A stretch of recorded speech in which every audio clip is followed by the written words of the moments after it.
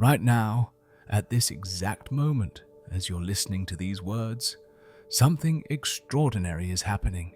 Something so strange, so counterintuitive, so profound, that even though we've known about it for almost a century, it still challenges everything we think we understand about reality. The universe is expanding, not might be expanding, not theoretically expanding, actually, measurably, undeniably expanding. Every galaxy outside our local neighborhood is moving away from us. And not just moving, accelerating, getting faster.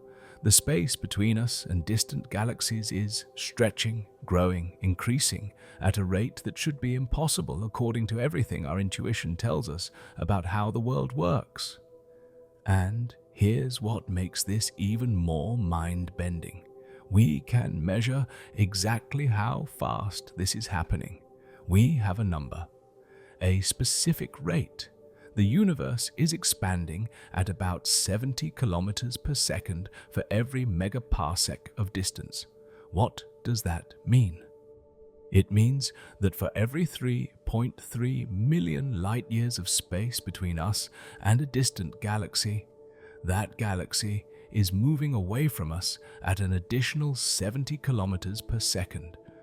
That's almost incomprehensible, but we've measured it.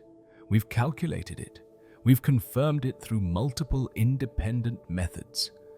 Except here's the problem. Here's what keeps cosmologists awake at night.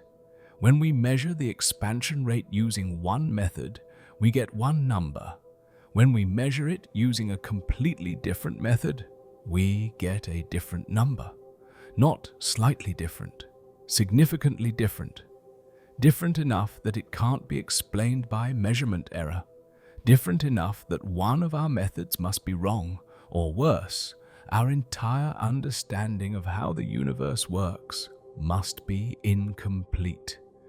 This is called the Hubble tension, and it might be the most important crisis in cosmology right now. Because if we can't figure out why these two methods disagree, it means we're missing something fundamental about the universe. Something big. Something that could overturn everything we think we know about dark energy, dark matter, the age of the universe, and the ultimate fate of everything. So tonight, we're going to explore this mystery together. We're going to understand what it means for the universe to expand. We're going to see how scientists measure something as incomprehensible as the expansion rate of all of space itself. We're going to dive deep into the Hubble tension and why it matters so profoundly. And by the end, you're going to understand one of the biggest unsolved problems in all of science. A problem so significant that solving it might require new physics, new understanding, a revolution in how we see the cosmos. But before we go any further, if you're intrigued by these deep questions about reality, if you want to understand the cutting edge of cosmology, please consider subscribing. Hit that like button. It genuinely helps these videos reach more people who are curious about the universe. Now, let's dive in. Let's understand what it means for space itself to expand and why measuring that expansion is both incredibly precise and frustratingly contradictory. Let me start by making sure we're on the same page about what we even mean when we say the universe is expanding, because this is one of the most commonly misunderstood concepts in all of cosmology. When most people first hear that the universe is expanding, they picture something like an explosion. They imagine the Big Bang as a point in space that exploded outward, sending matter flying in all directions, like a bomb going off or a grenade exploding. That's not what's happening. The universe isn't expanding into anything. Space itself is expanding. Let me say that again because it's crucial. Space itself is expanding.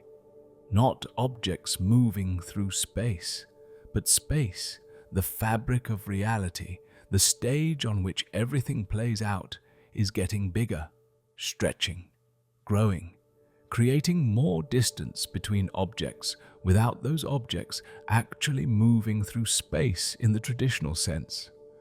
I know that sounds like word games. It sounds like I'm being unnecessarily technical or pedantic. But the distinction is profound and important. Let me try to explain it with an analogy that might help, though, like all analogies, it has its limitations. Imagine you have a balloon, not inflated yet, just a deflated balloon.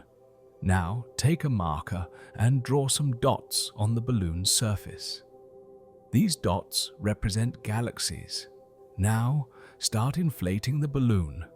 Watch what happens to the dots. They move apart from each other, right? The distance between any two dots increases as the balloon inflates. But here's the key question. Are the dots moving across the surface of the balloon? No, they're not. They're staying in the same place on the balloon's surface. It's the surface itself that's expanding, that's stretching, that's growing.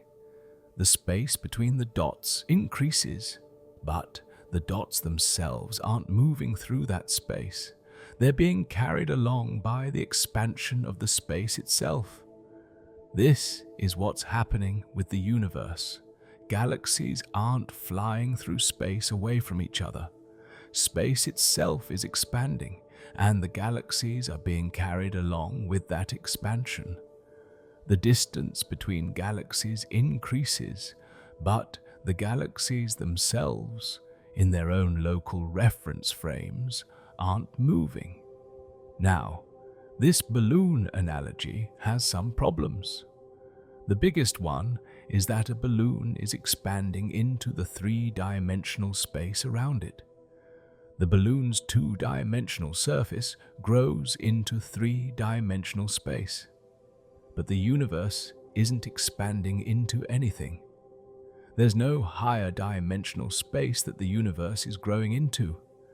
The universe is all there is. When space expands, it's not expanding into some pre-existing void. It's just becoming more space, creating more distance, more room, more of itself. I know this is hard to wrap your mind around. Believe me, it took physicists decades to fully accept and understand this.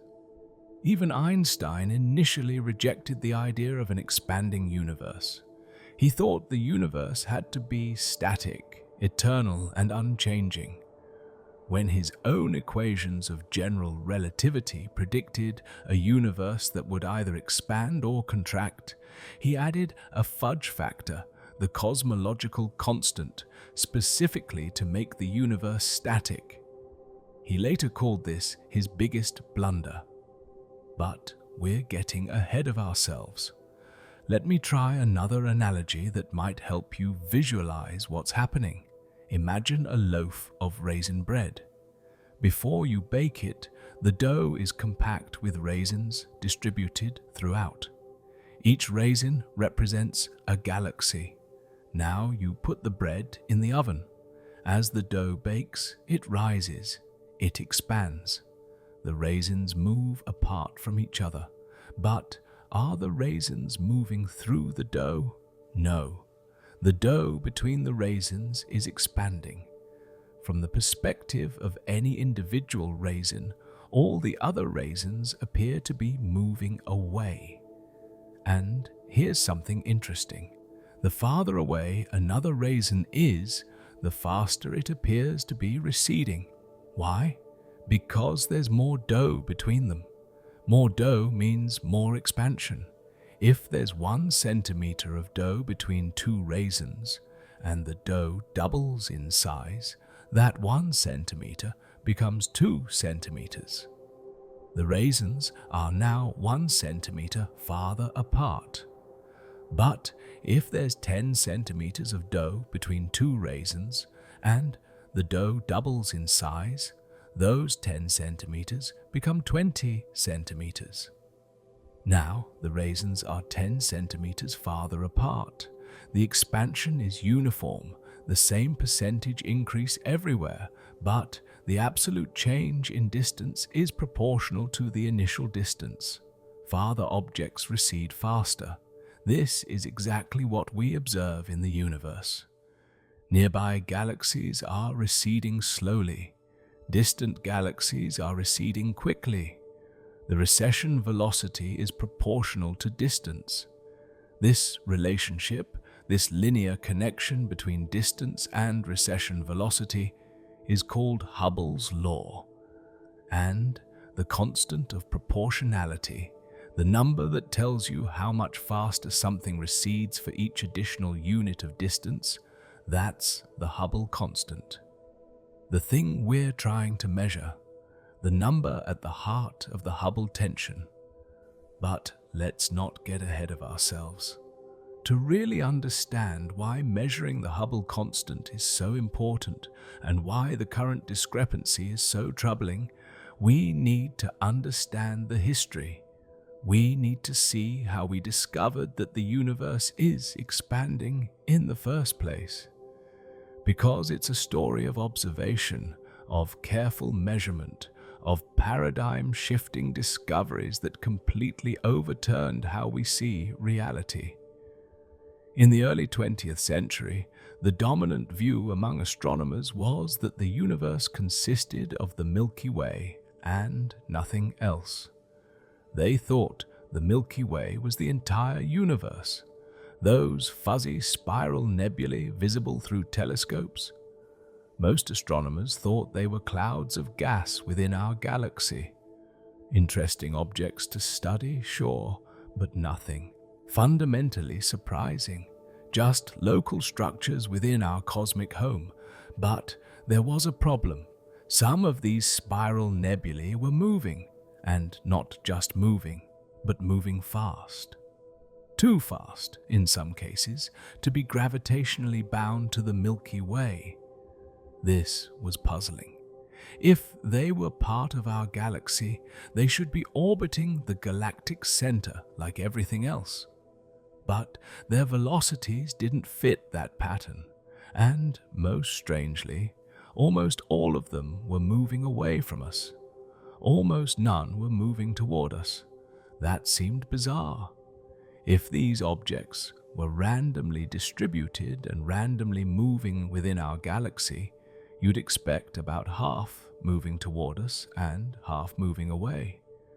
But observations showed a clear preference for recession. Almost everything was redshifted. Let me pause and explain what redshift means, because it's crucial to everything that follows. When an object emitting light moves away from you, the light gets stretched. The wavelengths get longer. For visible light, longer wavelengths mean redder colors. So light from an object moving away from you gets shifted towards the red end of the spectrum. This is the Doppler effect for light, analogous to how the pitch of a siren changes as an ambulance passes you. Astronomers in the early 20th century observed that light from almost all spiral nebulae was red-shifted. This meant they were moving away from us, and not just moving away, but moving away at tremendous speeds, hundreds of kilometers per second in some cases. This was hard to explain if they were just clouds of gas within the Milky Way. Then came Edwin Hubble. Working at Mount Wilson Observatory with the most powerful telescope of its time, Hubble made a series of observations that changed everything. He focused on a particular spiral nebula, the Andromeda Nebula, and looked for variable stars within it. He found what he was looking for: Cepheid variables. These are stars that pulsate, getting brighter and dimmer in a regular cycle, and crucially, their period of pulsation how long it takes them to go from bright to dim and back to bright, is directly related to their intrinsic luminosity, how bright they actually are. This relationship, discovered by Henrietta Leavitt a few years earlier, was a game changer, because if you know how bright a star actually is, and you can measure how bright it appears from Earth, you can calculate how far away it must be. Brightness falls off with the square of distance, so a star that's twice as far away appears 4 times dimmer.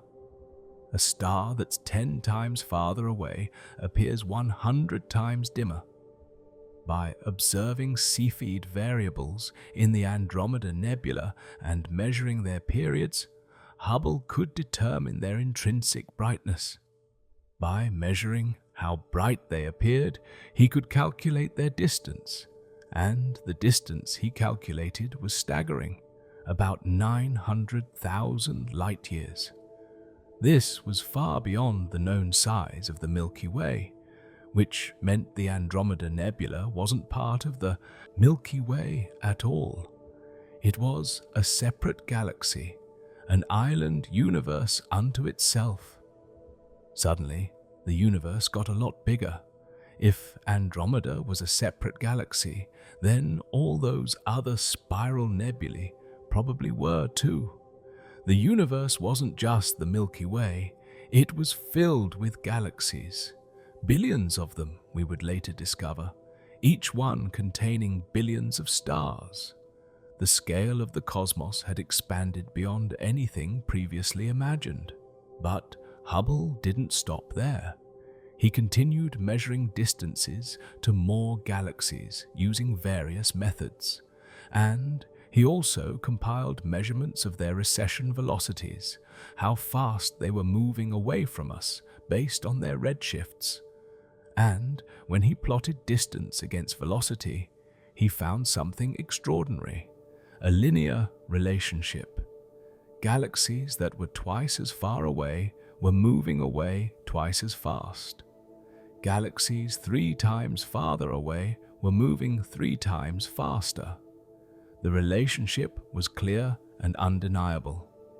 Recession velocity is proportional to distance. This was published in 1929 and immediately recognized as a discovery of profound importance. Because this pattern, this linear relationship between distance and velocity, is exactly what you'd expect if the universe itself was expanding uniformly. If space is stretching at a constant rate everywhere, then distant objects will recede faster, simply because there's more space between them and us to stretch. Hubble's observations provided direct empirical evidence that the universe is expanding, that space itself is growing, that the cosmos is not static and eternal, but dynamic and evolving. This was revolutionary. It meant the universe had a history. If it's expanding now, it must have been smaller in the past. If you run the clock backward, the universe gets denser and hotter. Eventually, you reach a point where everything was compressed into an incredibly small, incredibly hot, incredibly dense state. The Big Bang, the origin of everything, the beginning of space and time themselves. Now, Hubble calculated the rate of expansion, the constant of proportionality in his law, the number that tells you how much faster a galaxy recedes for each additional unit of distance. In his original paper, he calculated a value of about 500 kilometers per second per megaparsec. Let me unpack those units. A megaparsec is a unit of distance. 1 parsec is about 3.3 light years. A megaparsec is 1 million parsecs, or about 3.3 million light years. So, Hubble's number meant that for every 3.3 million light years of distance, a galaxy's recession velocity increases by 500 kilometers per second. That's a galaxy 10 megaparsecs away is receding at 5,000 kilometers per second. A galaxy 100 megaparsecs away is receding at 50,000 kilometers per second. Now, here's something important. Hubble's original number was wrong, very wrong. We now know the Hubble constant is about 70 kilometers per second per megaparsec, not 500. Hubble overestimated it by about a factor of 7. Why? Because measuring cosmic distances is incredibly difficult. The methods available to Hubble were crude by modern standards. He made systematic errors in his distance measurements. He underestimated how far away galaxies were, which made him overestimate how fast the universe was expanding. But the principle was correct. The observation of a linear relationship between distance and velocity was real, and that observation, even with the wrong number attached, revolutionized cosmology. It confirmed the expanding universe. It validated the Big Bang model. It opened up an entirely new way of thinking about the cosmos, and it started a quest that continues to this day. The quest to measure the Hubble constant as precisely as possible, because that number, that single value, tells us so much. It tells us how old the universe is. It tells us how big the observable universe is. It tells us something about the density and composition of the universe. It constrains theories of dark energy and dark matter. Getting that number right is crucial to understanding the cosmos. And that brings us to the modern era, to the sophisticated methods scientists use today to measure the Hubble constant, to the crisis we're currently facing where different methods give different answers. But before we can understand the tension, we need to understand how these measurements work. We need to see how scientists determine distances to galaxies millions or billions of light years away, how they measure velocities with incredible precision, how they build up the cosmic distance ladder, rung by rung, stretching from nearby stars all the way to the edge of the observable universe. So let me walk you through this. Let me show you how we measure the expansion of the universe, and let me do it in a way that helps you appreciate just how remarkable it is that we can measure something as abstract and enormous as the expansion rate of space itself. It starts with parallax. This is the most direct and reliable method for measuring distances to nearby stars. Hold your finger up in front of your face.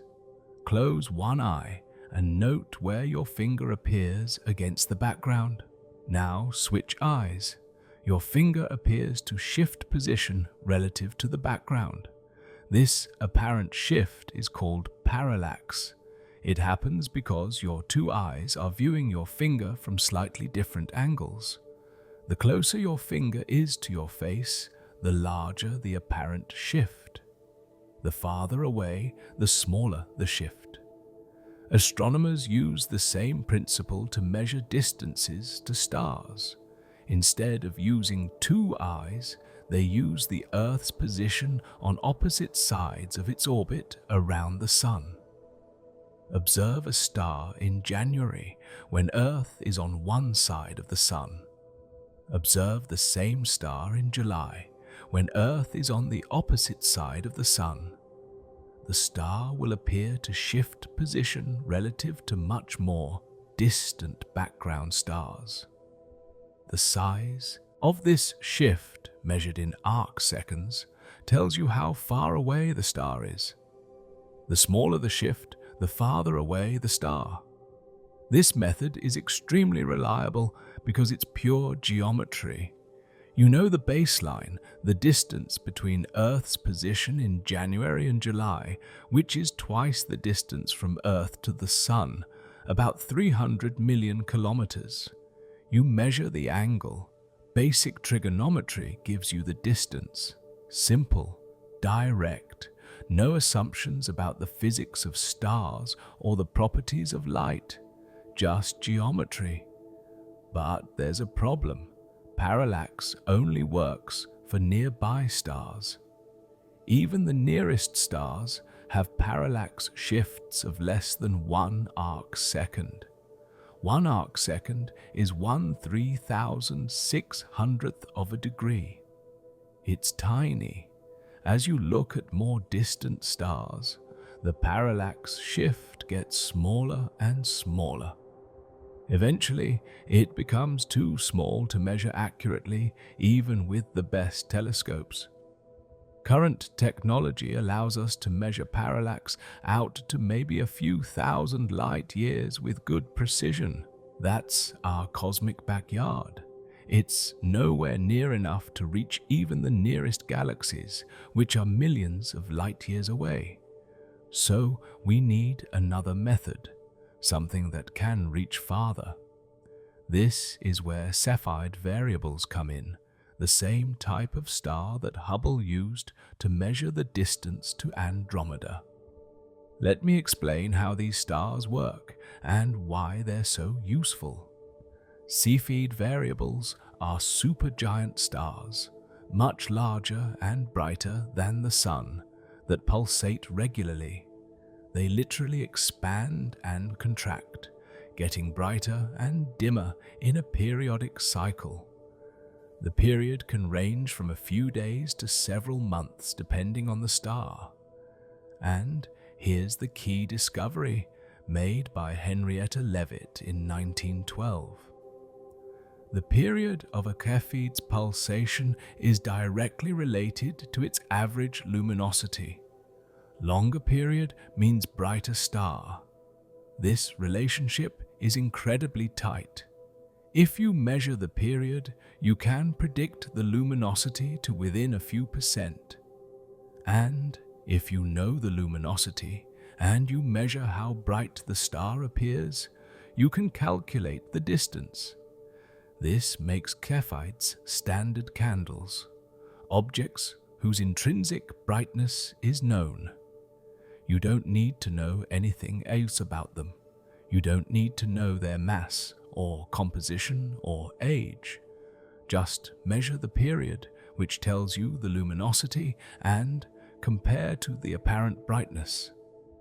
Distance follows from simple geometry, but to use Cepheids as distance indicators, you need to calibrate the period-luminosity relationship. You need to observe Cepheids whose distances are known from other methods, like parallax, and establish exactly how period relates to luminosity. This calibration is crucial. Any error in the calibration propagates to every distance you measure using Cepheids. And this is where things start to get tricky. The calibration depends on having accurate parallax distances to nearby Cepheids. But Cepheids are rare and tend to be quite distant.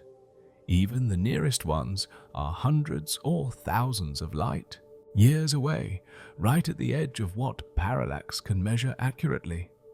Small errors in the parallax distances lead to errors in the Cepheid calibration, which lead to errors in all the distances measured using Cepheids. Still, despite these challenges, Cepheids are incredibly useful. They can be observed in nearby galaxies. The Hubble Space Telescope, with its exquisite resolution and ability to observe above Earth's atmosphere, has measured Cepheids in dozens of nearby galaxies. This gives us distances to these galaxies with uncertainties of just a few percent. That's remarkably precise for objects millions of light years away. But even Cepheids have limits. You can only see individual stars in relatively nearby galaxies. Beyond about 100 million light-years or so, even the brightest stars become too faint to observe individually. You see the galaxy as a whole, a smudge of light, but you can't pick out individual stars. So we need yet another method, something even brighter that can be seen across vast cosmic distances. Enter Type Ia supernovae. These are some of the most energetic events in the universe. When a white dwarf star in a binary system accumulates enough mass from its companion, it reaches a critical threshold called the Chandrasekhar limit. At this point, the white dwarf becomes gravitationally unstable. Carbon and oxygen in its core begin to fuse. But unlike normal stars, where fusion is controlled and stable, in a white dwarf the fusion runs away. Within seconds, the entire star undergoes explosive thermonuclear burning. The white dwarf doesn't just brighten, it explodes, completely, violently. For a few weeks, this single exploding star can outshine an entire galaxy containing billions of normal stars. And here's what makes Type Ia supernovae so useful for cosmology. They're remarkably uniform in their brightness. Because they all occur when a white dwarf reaches the same critical mass, about 1.4 times the mass of the Sun, they all release roughly the same amount of energy. They all reach roughly the same peak brightness. This makes them standard candles, just like Cepheids but much brighter. You can see them across billions of light-years, halfway across the observable universe. They're so bright that they can be observed in extremely distant galaxies where individual stars are impossible to see. Now, Type Ia supernovae aren't perfectly uniform. There's some variation in their peak brightness. But astronomers have found ways to correct for this. The rate at which a supernova fades after peak brightness is correlated with how bright it was at peak. Supernovae that fade slowly were brighter at peak. Supernovae that fade quickly were dimmer. By measuring the light curve, how the brightness changes over time, you can determine the true peak luminosity. Then you compare to the observed brightness and calculate the distance. So here's how it all fits together. Here's the cosmic distance ladder. You start with parallax. Use that to measure distances to nearby stars. Some of those stars are Cepheids. Use those to calibrate the Cepheid period luminosity relationship. Then use Cepheids to measure distances to nearby galaxies. Some of those galaxies have Type Ia supernovae. Use those to calibrate how bright Type Ia supernovae actually are. Then you can use Type Ia supernovae to measure distances to very distant galaxies, billions of light-years away. Each rung of the ladder builds on the previous rung. Each method extends our reach farther into space, and at each step you're carrying forward any uncertainties from the previous steps. This is crucial to understanding the Hubble tension. Because small errors early in the ladder can compound and grow as you climb higher. A tiny error in the parallax distances to nearby Cepheids leads to an error in the Cepheid calibration, which leads to an error in the distances to nearby galaxies, which leads to an error in the supernova calibration, which leads to an error in the distances to distant galaxies, which leads to an error in the measured Hubble constant, Every step must be done carefully. Every measurement must be as precise as possible. Every source of systematic error must be identified and corrected. This is painstaking work. It requires years of observations, thousands of measurements, sophisticated statistical analysis, careful attention to detail, but it works. Using this cosmic distance ladder, astronomers have measured the Hubble constant with remarkable precision. The most precise local measurement from a team led by Adam Rees using Hubble Space Telescope data gives a value of about 73.4 kilometers per second per megaparsec, with an uncertainty of only about 1.3%. That's incredibly precise. We're measuring the expansion rate of the entire universe to within about 1%. Think about how extraordinary that is. We're measuring something as abstract and enormous as the rate at which space itself is expanding. And we're doing it precisely enough to nail down the value to one decimal place. That's a triumph of observational astronomy, a testament to the power of careful measurement and sophisticated analysis. It should be cause for celebration, except there's a problem.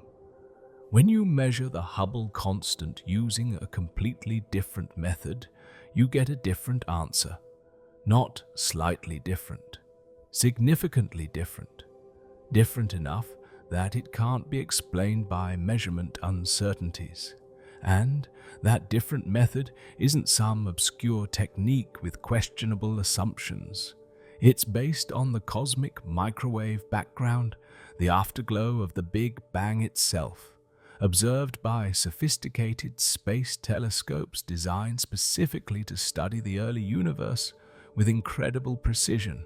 And that measurement gives a Hubble constant of about 67.4 kilometers per second per megaparsec, about 6 kilometers per second per megaparsec lower than the local measurement.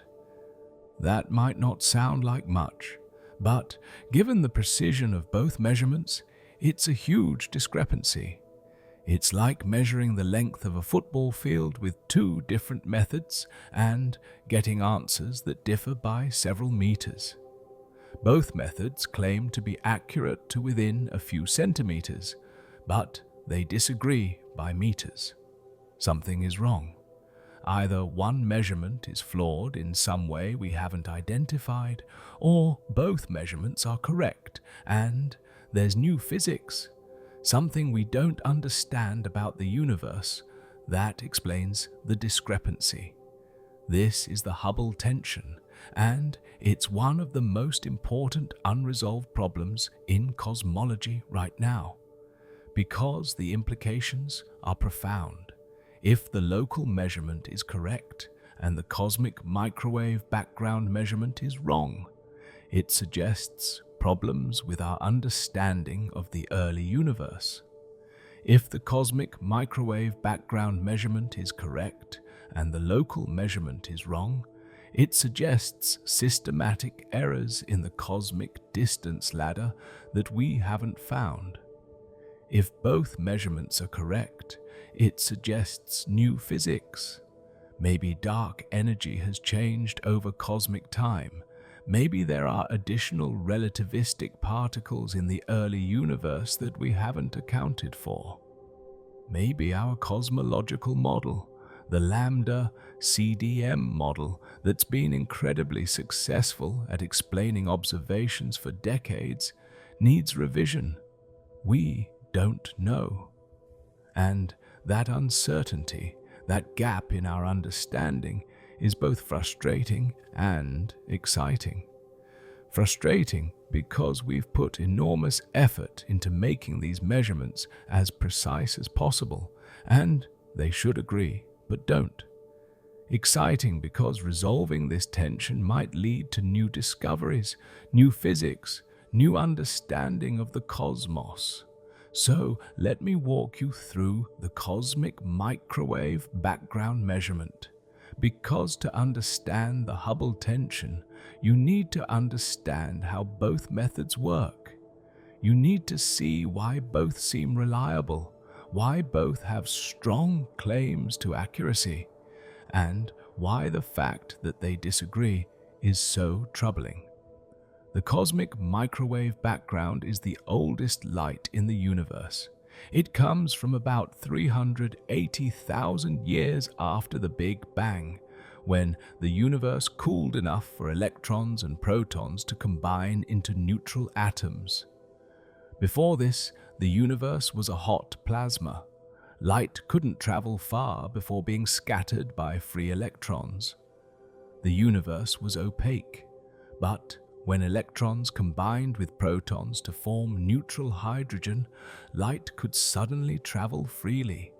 The universe became transparent, and the light that was liberated at that moment, stretched by the expansion of the universe over the following 13.8 billion years, is what we observe today as the cosmic microwave background. It fills the universe. It comes from every direction. It's remarkably uniform, having almost exactly the same temperature in all directions.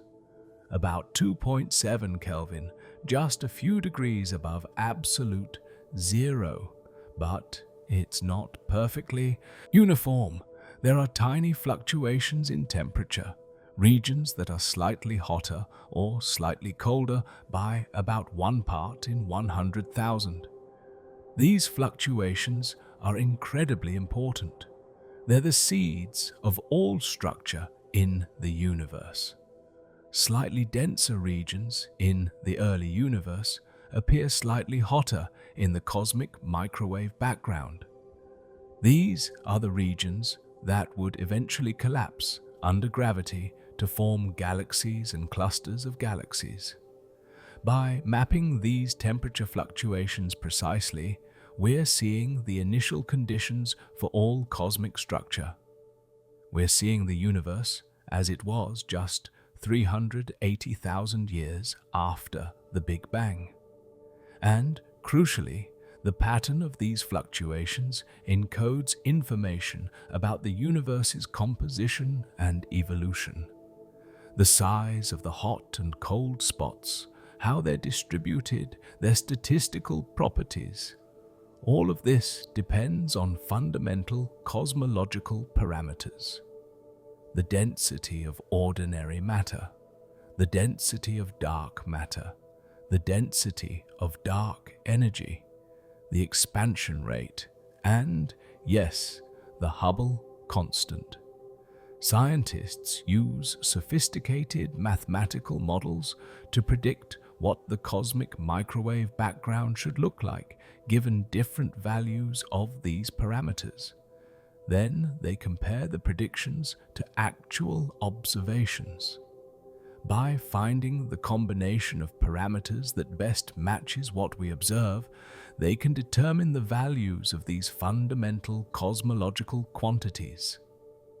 The Planck satellite, launched by the European Space Agency, spent several years making exquisitely precise measurements of the cosmic microwave background. It mapped temperature fluctuations with unprecedented accuracy, and by analyzing this data using our best cosmological models, the Planck team determined the universe's parameters, including the Hubble constant. They found a value of about 67.4 kilometers per second per megaparsec, with an uncertainty of less than 1%. This is a completely independent measurement from the local cosmic distance ladder. It doesn't use Cepheids or supernovae. It doesn't climb rungs from nearby to distant. It looks at the pattern of fluctuations in light from the early universe and uses theoretical models to extract cosmological parameters. And it disagrees with the local measurement by about 6 kilometers per second per megaparsec. Now, You might think that 6 kilometers per second per megaparsec isn't much, and in absolute terms, it's not a huge number. But remember, both measurements claim uncertainties of only about 1%.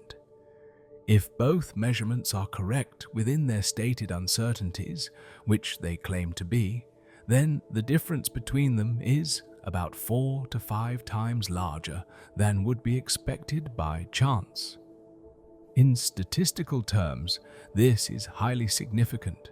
It's not just noise. It's not just random fluctuation. It's a real discrepancy that needs explanation. And scientists have been trying to explain it for years now. They've checked and rechecked both measurements. They've looked for systematic errors in the cosmic distance ladder. They've looked for problems with the cosmic microwave background analysis. They've considered whether dust or other foreground effects might be contaminating the observations. They've explored whether the cosmological models used to interpret the cosmic microwave background data might be missing something. And while they've found and corrected various small issues, the basic tension remains.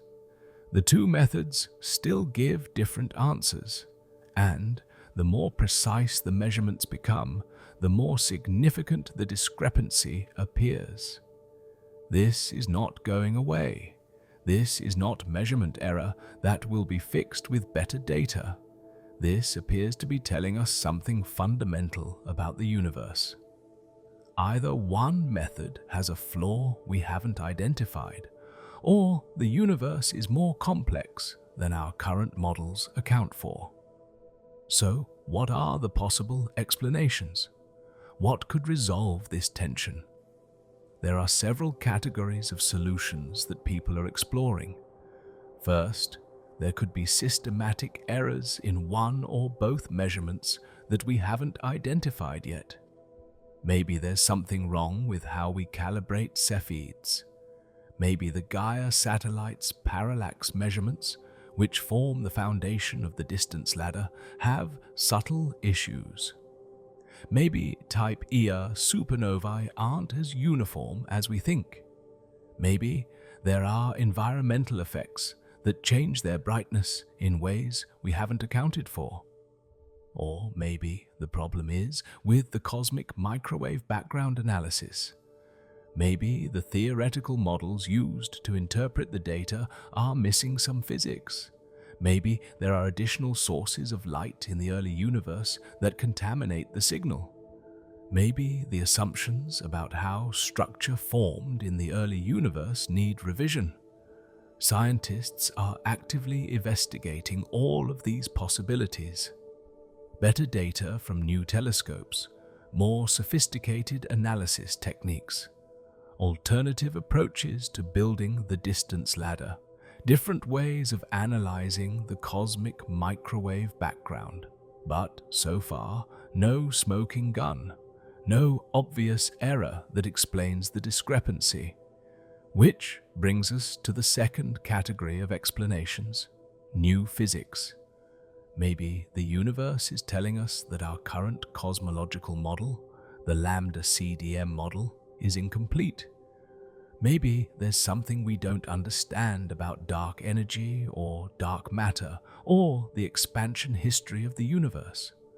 One intriguing possibility is that dark energy, the mysterious force driving the universe's accelerating expansion, has changed over time. In the standard model, dark energy is assumed to be a cosmological constant, unchanging throughout cosmic history. But maybe it's not constant. Maybe it was different in the early universe than it is today. If dark energy was stronger in the past and has weakened over time, it would affect the expansion history in ways that could reconcile the two measurements. Another possibility involves early dark energy, a hypothetical form of energy that existed in the very early universe but has since decayed away. This would affect the cosmic microwave background in specific ways while not affecting local measurements. It's a way to bridge the gap between the two methods. Some physicists have proposed modifications to general relativity, Einstein's theory of gravity, that could affect cosmic expansion in ways that resolve the tension. Others have suggested additional types of particles that existed in the early universe, contributing to the energy density in ways that would alter the cosmic microwave background predictions without affecting local observations. These are all speculative at this point. We have no direct evidence for any of these ideas beyond the fact that they could potentially resolve the Hubble tension, but they're being taken seriously because the tension itself is real and significant. The universe is telling us something, we just don't know what yet. And that brings us to the philosophical and practical implications of all this. Why does it matter that we can't pin down the exact expansion rate of the universe? Why does a discrepancy of 6 kilometers per second per megaparsec keep cosmologists up at night? Because the Hubble constant isn't just a number. It's intimately connected to our understanding of the universe's history, composition, and fate. The Hubble constant tells us how old the universe is. If you know the current expansion rate, and you know how that rate has changed over time, which depends on the universe's matter and energy content, you can calculate when the expansion began. You can determine the age of the universe. Different values of the Hubble constant give different ages. The local measurement suggests the universe is about 13.5 billion years old. The cosmic microwave background measurement suggests about 13.8 billion years old. 300 million years might not sound like much compared to 13.8 billion, but it's significant. Some of the oldest stars we observe appear to be about 13.6 billion years old based on stellar evolution models. If the universe is only 13.5 billion years old, that creates a problem. How can stars be older than the universe? They can't, obviously. So either the local Hubble constant measurement is wrong, or our estimates of stellar ages are wrong, or something else is going on. The Hubble constant also affects calculations of cosmic distances. If the expansion rate is different from what we think, then objects at a given redshift are either closer or farther than we've calculated. This affects everything from the distribution of dark matter to the properties of dark energy to the timeline of galaxy formation. And, perhaps most profoundly, the Hubble constant, combined with observations of the universe's matter and energy content, determines the ultimate fate of everything. Whether the universe will expand forever, growing ever colder and more diffuse, until stars burn out and black holes evaporate, and nothing remains but a thin gas of particles in an ever-expanding void. Or whether the expansion might eventually reverse, leading to a big crunch where everything collapses back together. Current observations, including both measurements of the Hubble constant, suggest the universe will expand forever. But the exact expansion rate matters for understanding how that expansion will proceed. Will it continue accelerating? Will the acceleration rate change over time? These questions affect predictions about the far future of the cosmos. So the Hubble tension matters. It's not just an academic curiosity, it's a fundamental question about the nature of reality, about the history and fate of everything. And right now, we don't have an answer. We have two precise measurements that disagree. We have multiple possible explanations, none fully satisfying. And we have a scientific community working hard to resolve this puzzle, knowing that the solution, whatever it turns out to be, will teach us something profound about the universe. As I bring this first part of our journey to a close, I want you to appreciate how remarkable it is that we can even have this problem. Think about what we're doing. We're measuring the expansion rate of space itself. We're determining how fast the fabric of reality is stretching. We're doing this by observing light from objects billions of light years away and using that light to build a cosmic distance ladder that reaches across most of the observable universe. We're analyzing the faint afterglow of the Big Bang to extract information about the universe's composition and evolution. We're doing all of this with precision measured in percentages. Single-digit percentages, sometimes less than 1%. This is extraordinary. This is a triumph of human curiosity and ingenuity. The fact that we can measure cosmic expansion at all is amazing.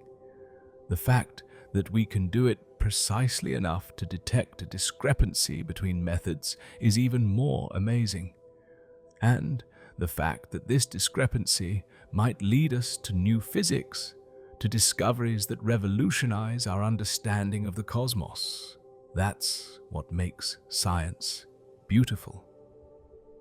So, as we prepare to dive deeper into the Hubble tension in the next part of this exploration, as we look more carefully at the specific measurements and the proposed solutions and what this might mean for our understanding of the universe, I want you to hold on to that sense of wonder.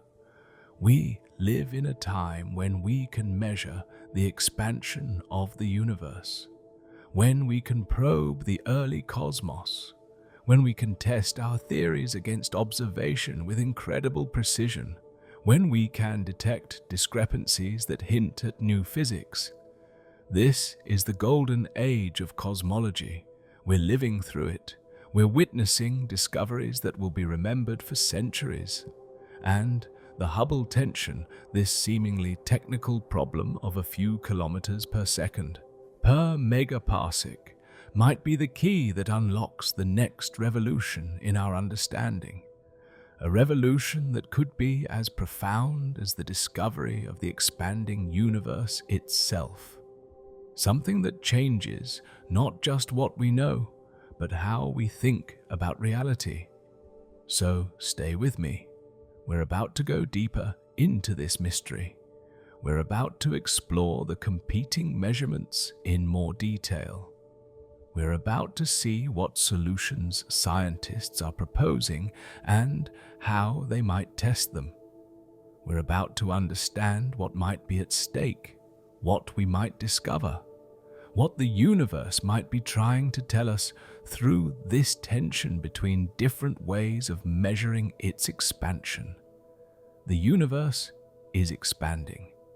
That much we know. But exactly how fast? That simple question has become one of the most profound mysteries in modern science. And the answer, when we find it, might change everything we think we understand about the cosmos. That's where we're going next. That's the journey we're about to take together. And I promise you, it's going to be worth it. Let me take a moment here to really make sure you understand why this matters so much. Why scientists care so deeply about getting this number right. Why the Hubble constant isn't just another measurement, but something fundamental to our entire understanding of reality. Because I think when you grasp the implications, When you see how this one number connects to so many other questions about the universe, you'll understand why the current tension is so significant. You'll understand why cosmologists are both troubled and excited by this discrepancy. The Hubble constant is fundamentally about time. When you measure how fast the universe is expanding right now, you're measuring a rate of change, and rates of change are inherently temporal. They connect past to present to future. If the universe is expanding at 70 kilometers per second per megaparsec, that means that in 1 second for every megaparsec of distance, an additional 70 kilometers of space is created. In a minute, 4,200 kilometers per megaparsec. In an hour, 252,000 kilometers per megaparsec. The space between distant galaxies is growing continuously. New space is being created constantly. And if you can measure this rate, if you know exactly how fast new space is being created, you can work backward. You can ask, when did this expansion begin? When was everything compressed together? When was the Big Bang? This is how we determine the age of the universe. We measure the current expansion rate. We account for how that rate has changed over time, which depends on what the universe contains, how much matter and energy and dark energy. And we calculate when everything must have started. Think about this carefully. We're determining how old the universe is by measuring how fast it's currently expanding. That's extraordinary. We're using observations made in the present moment to reach back 13.8 billion years to the beginning of time itself. But here's the catch. If the Hubble constant is wrong, our age estimate is wrong. If the universe is expanding faster than we think, then it's younger than we've calculated. Things started more recently. If it's expanding slower than we think, then it's older. Things started longer ago. The difference between 67 and 73 kilometers per second per megaparsec translates to about 300 million years difference in the age of the universe. That might not sound like much, but it matters for stellar evolution. We observe stars that appear, based on our understanding of how stars age and evolve, to be about 13.6 billion years old. If the universe is only 13.5 billion years old, we have a problem. Stars can't be older than the universe. Something has to give. Either our measurement of the Hubble constant is wrong, or our understanding of stellar evolution is incomplete. Or maybe, just maybe, the universe is more complex than we thought. Maybe the expansion hasn't been smooth and uniform throughout cosmic history. Maybe there are factors we haven't accounted for. The Hubble constant also connects to dark energy in profound ways. Dark energy is this mysterious component of the universe that causes the expansion to accelerate. We don't know what it is. We don't know what causes it. We just know it exists because we observe that distant supernovae are dimmer than they should be if the universe were expanding at a constant rate. They're dimmer because they're farther away than expected, which means the universe has been expanding faster than a constant rate would predict, which means something is accelerating the expansion. We call this something dark energy. But understanding dark energy requires knowing the expansion rate precisely. The properties of dark energy, how strong it is, how it behaves, whether it changes over time, all of this depends on measuring the expansion rate at different epochs in cosmic history. If our measurement of the current expansion rate is wrong, our inferences about dark energy are wrong. If the Hubble tension is telling us that dark energy has changed over cosmic time, that it was different in the early universe than it is now, that would be revolutionary. It would mean dark energy is not a cosmological constant, but something dynamic, something that evolves, something potentially much more interesting and complex than we've assumed. And then there's the question of cosmic distances. Every time we look at a distant galaxy and measure its redshift, we're seeing how much the universe has expanded since light left that galaxy. The relationship between redshift and distance depends on the expansion history, which depends on the Hubble constant. If the Hubble constant is different from what we think, then our cosmic distance scale is wrong. Objects we think are 10 billion light years away might actually be 9 billion or 11 billion light years away. That affects everything. Our understanding of galaxy formation and evolution, our models of how structure grows in the universe, our interpretation of what we see when we look at distant galaxies. The cosmic distance scale underpins all of observational cosmology. Get it wrong, and everything built on top of it is compromised. So, when scientists discover that two different methods for measuring the Hubble constant give different answers, they don't just shrug and average them together. They can't, because the discrepancy suggests that something is fundamentally wrong with our understanding. Either the measurements themselves have problems, or the universe is telling us something we haven't figured out yet. And that possibility that we might be on the verge of a major discovery, that's what makes this exciting. Yes, it's frustrating. Yes, it's challenging. Yes, it keeps cosmologists awake at night trying to figure out what's going on, but it's also thrilling. Because breakthroughs often come from anomalies, from observations that don't fit the prevailing theory, from measurements that disagree when they should agree. When Michelson and Morley measured the speed of light in different directions and found it was the same regardless of Earth's motion through space, when that result contradicted the prevailing theory of the luminiferous ether, it eventually led to special relativity. When observations of Mercury's orbit didn't quite match Newton's predictions, when that tiny discrepancy couldn't be explained by known planets, it eventually led to general relativity. When Vera Rubin measured the rotation curves of galaxies and found that stars on the outskirts were moving faster than they should if only visible matter existed, it led to the discovery of dark matter. Anomalies matter. Discrepancies matter. When careful measurements disagree, when observations don't fit theory, the universe is telling us something. It's pointing us toward new physics, new understanding, new discoveries, and the Hubble tension might be exactly that.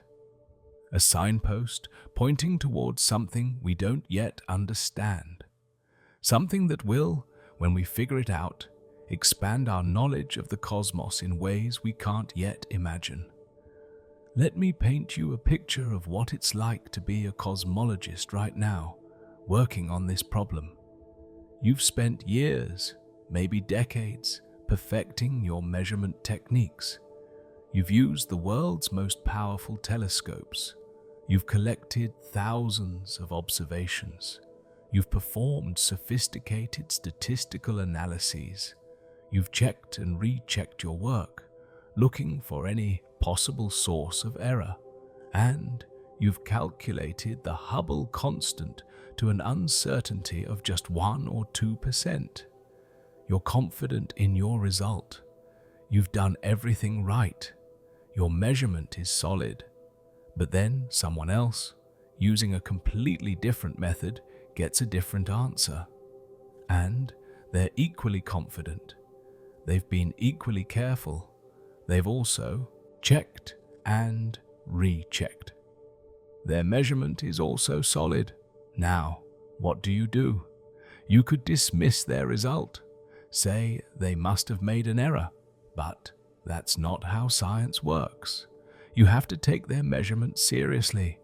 You have to consider the possibility that maybe your method has a flaw you haven't found. Or maybe their method does. Or maybe both methods are correct and there's something going on that neither of you has considered. So you collaborate, you share data, you look at each other's analyses, you try to find where the disagreement comes from, you test different possibilities, you make new observations, you refine your techniques, and as you do all of this, as you dig deeper into the problem, you start to realize that this isn't just a technical issue. This is fundamental. This is telling you something important about the universe. You don't know what yet, but you can feel it. There's a discovery here, something waiting to be found, something that will change how we understand cosmic expansion, or dark energy, or the evolution of the universe, or maybe all of the above. This is what's happening right now in cosmology. Multiple teams, using different approaches, getting different answers, trying to figure out why. And the community is energized, excited, because everyone recognizes that resolving this tension, whatever the resolution turns out to be, will be a major advance. It will either fix a systematic problem in our measurements, making them even more reliable, or it will reveal new physics, expanding our understanding of the cosmos. Either way, we win. Either way, science progresses. And that's what makes this such a compelling story. It's not just about numbers and measurements. It's about the scientific process, about how we discover things, about how anomalies and discrepancies and puzzles lead to breakthroughs, about how the universe keeps surprising us, keeps challenging our assumptions, keeps revealing that reality is more complex and more interesting than we thought. Let me also address a question you might be having at this point. Why should you care about any of this? You're not a cosmologist. You're not going to measure the Hubble constant yourself. You're not going to resolve the Hubble tension. This is abstract stuff. Big numbers, distant galaxies, concepts that seem far removed from daily life. So why does this matter? Let me tell you why I think it matters. Because understanding the universe, understanding our place in it, understanding where we came from and where we're going, these are some of the most profound questions we can ask. They're questions about meaning and context and significance. We're living on a small planet orbiting an average star in a typical galaxy in a universe that's been expanding for nearly 14 billion years. We're part of something vast and ancient and ongoing, and we have the capacity to understand it. We can measure the expansion of space itself. We can probe the early universe. We can predict the far future. We can ask questions about the nature of reality and get answers through observation and measurement and careful reasoning. That's extraordinary. That's uniquely human, and it's worth celebrating, worth appreciating, worth understanding. When you learn that the universe is expanding, when you understand what that means, when you grasp that space itself is growing and carrying galaxies along with it, something shifts in your perspective. The universe becomes less static, less fixed, more dynamic and evolving. when you learn that we can measure this expansion precisely enough to detect discrepancies between methods, when you understand the care and sophistication that goes into these measurements, you gain appreciation for what science can do, for how we can understand things that seem impossibly abstract and distant. When you learn about the Hubble tension, when you understand why cosmologists are puzzled and excited, you're participating in the cutting edge of human knowledge. You're witnessing science in action. You're seeing how discovery happens, not through sudden eureka moments, but through careful observation, rigorous analysis, honest acknowledgement of discrepancies, and persistent effort to understand what the universe is telling us. This matters because we're part of this cosmic story. We're made of atoms that were forged in stars. We're living during a particular epoch in cosmic history, when the universe is middle-aged, when galaxies are mature, when stars are still forming, when conditions allow for complex chemistry and biology and consciousness. We're here to witness the expansion, to measure it, to wonder about it, to try to understand it. And that's meaningful. That's significant. That's worth your time and attention. So I hope you're following along. I hope you're engaged. I hope you're starting to see why this question, how fast is the universe expanding right now, is so much more than just a technical measurement. It's a window into the nature of reality. It's a probe of cosmic history. It's a test of our theories. It's potentially a signpost pointing toward new physics. And it's a reminder that the universe is knowable. Complicated, yes. Challenging, absolutely. But knowable. We can measure its expansion. We can probe its history. We can predict its future. We can understand our place within it. That's the power of science. That's the beauty of cosmology. That's why this matters. And in the next part of this journey, we're going to go even deeper. We're going to look more carefully at the specific measurements. We're going to understand exactly how the cosmic microwave background analysis works. We're going to explore the proposed solutions to the Hubble tension in more detail. We're going to see what observations might help us figure out what's going on. We're going to talk about what this might mean for dark energy and the ultimate fate of the universe. We're going to see where this story might go, what discoveries might be waiting, what the universe might be about to reveal. Because this is an unfolding story, this is science happening in real time, and you're here for it. You're learning about it as it develops. You're part of the community of people who understand what's at stake, who appreciate the significance of the Hubble tension, who recognize that we're potentially on the verge of a major breakthrough. That's exciting. That's meaningful. That's worth being present for. The universe is expanding. We can measure it. Different methods give different answers. And that discrepancy might be the key to the next revolution in cosmology. That's where we are. That's where we're going. Stay with me. So let's get into the details. Let's really understand what these competing measurements are telling us and why they're so hard to reconcile. Because the devil, as they say, is in the details. And in this case, the details are fascinating.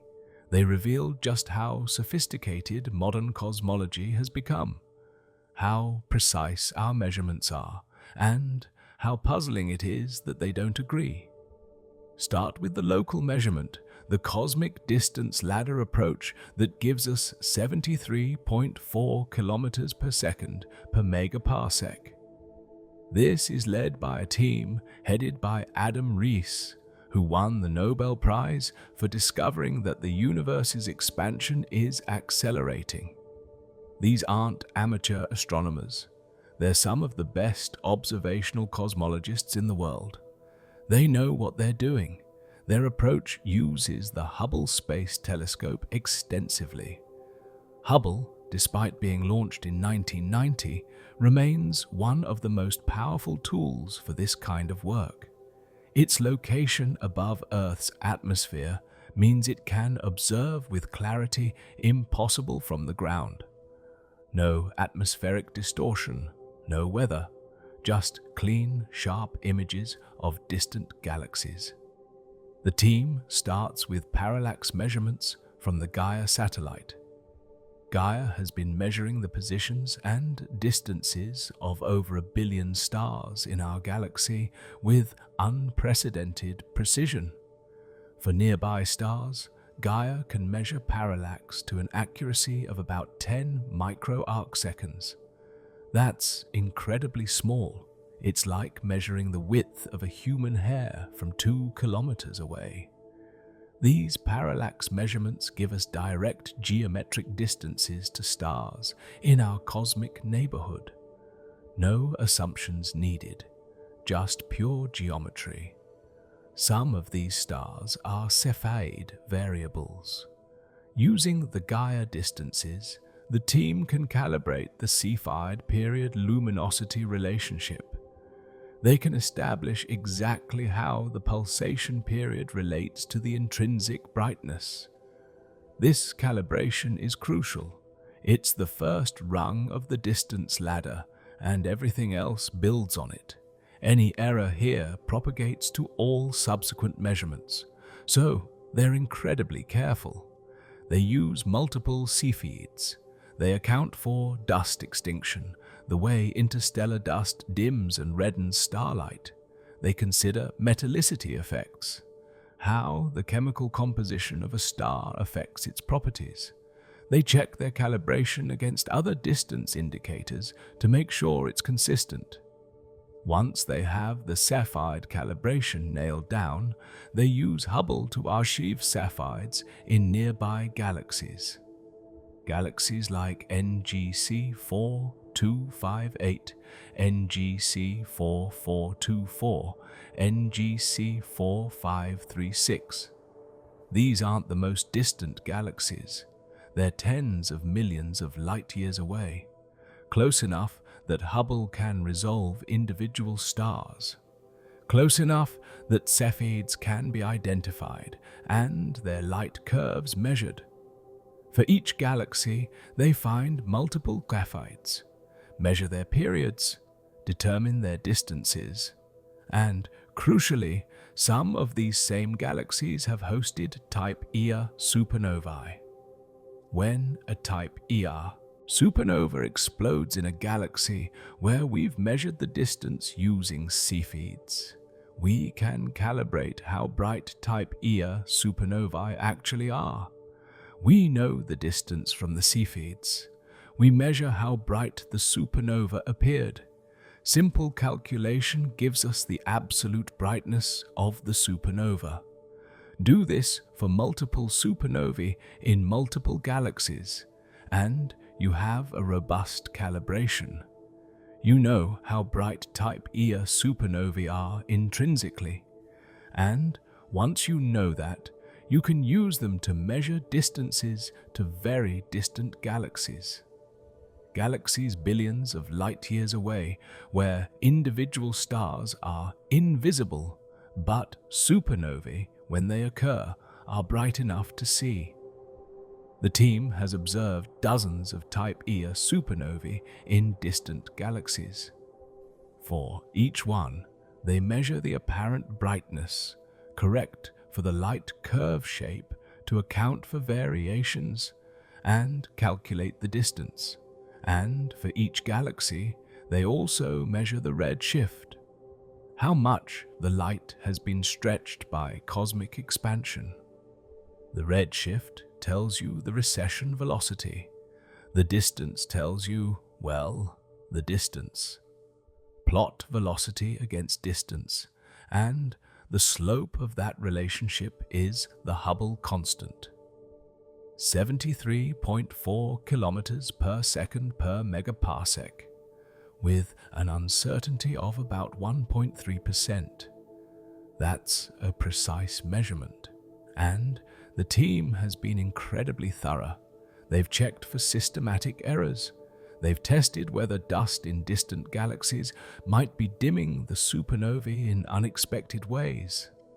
They've looked at whether the local environment of supernovae affects their brightness. They've considered whether there might be a population of peculiar supernovae that don't follow the standard calibration. They've done everything they can think of to find problems with their measurement, and they haven't found any showstoppers. Small corrections here and there, sure, but nothing that changes the fundamental result. The local measurement gives 73.4. That's what the data says. Now, let's look at the other side, the cosmic microwave background measurement that gives 67.4 kilometers per second per megaparsec. This comes from the Planck satellite, a mission led by the European Space Agency specifically designed to measure the cosmic microwave background with exquisite precision. Planck operated from 2009 to 2013, mapping the temperature of the cosmic microwave background across the entire sky. And when I say it mapped the temperature, I mean it measured the temperature in millions of directions with precision better than a few millionths of a degree. The cosmic microwave background is remarkably uniform, about 2.7 Kelvin in every direction. But it's not perfectly uniform. There are tiny fluctuations, regions that are slightly hotter or slightly cooler. These fluctuations are about 1 part in 100,000. Detecting them requires incredible sensitivity. You're looking for temperature, differences of a few tens of microkelvin against a background of 2.7 Kelvin. It's like detecting a flashlight on the moon from Earth while standing next to the sun. But Planck did it, and not just detecting the fluctuations, measuring them precisely, mapping them across the sky, building up a detailed picture of what the cosmic microwave background looks like. And this map contains an enormous amount of information. The pattern of hot and cold spots isn't random. It reflects the state of the universe 380,000 years after the Big Bang. At that time, the universe was filled with a hot plasma of protons, electrons, and photons. This plasma had pressure. It could support sound waves, oscillations where regions of higher and lower density propagated through space. These acoustic oscillations, essentially sound waves in the early universe, created the pattern we see in the cosmic microwave background. Regions where the oscillations were at maximum compression appear hotter. Regions where they were at maximum rarefaction appear cooler. The size of these hot and cold spots, the scale of the fluctuations, depends on fundamental physics. It depends on how far sound could travel in the early universe before the plasma turned into neutral atoms and the oscillations froze in place. That distance, called the sound horizon, is determined by the speed of sound in the plasma, which depends on the density of photons and matter, and by how long the oscillations had to develop, which depends on the age of the universe at recombination. And here's the key. If you know the sound horizon, and you measure the angular size of the fluctuations in the cosmic microwave background, you can determine the geometry of the universe. You can figure out whether space is flat or curved. And combined with other information from the cosmic microwave background, you can determine the expansion history of the universe. You can figure out how fast the universe has been expanding at different times. And from that, you can calculate what the Hubble constant must be today. This is a completely different approach from the distance ladder. You're not measuring distances to nearby galaxies and working your way out. You're looking at the pattern of fluctuations from the early universe and using theoretical models to extract cosmological parameters. The models are sophisticated. They're based on well-tested physics, general relativity for the expansion of space, quantum mechanics for the initial fluctuations that seeded structure, thermodynamics and fluid dynamics for how matter and radiation behaved in the early universe, atomic physics for when and how neutral atoms formed. It's not some wild speculation. It's applying well-understood physics to the early universe and seeing what predictions emerge. The Planck team has analyzed their data extensively. They've tested their models. They've checked for foreground contamination from dust and other sources in our own galaxy. They've looked at the data in multiple frequency bands to separate the cosmic microwave background signal from other sources. They've performed consistency checks to make sure different parts of the sky give the same answer, and their best fit model, the model that matches the observations most accurately, gives a Hubble constant of 67.4 kilometers per second per megaparsec, with an uncertainty of less than 1%. So here we are, two precise measurements, two completely independent methods, one using the cosmic distance ladder, building up from nearby stars to distant galaxies, one using the cosmic microwave background, analyzing the pattern of fluctuations from the early universe. They should agree. They're both measuring the same thing, the current expansion rate of the universe, but they don't agree. They differ by about 6 kilometers per second per megaparsec, about 9%. That might not sound like much, but given the precision of both measurements, it's highly significant. If you account for the stated uncertainties, the probability of getting this much disagreement by chance is less than 1 in a million. This isn't just noise. This isn't just bad luck. Something real is going on, and that something, whatever it turns out to be, is going to teach us about the universe.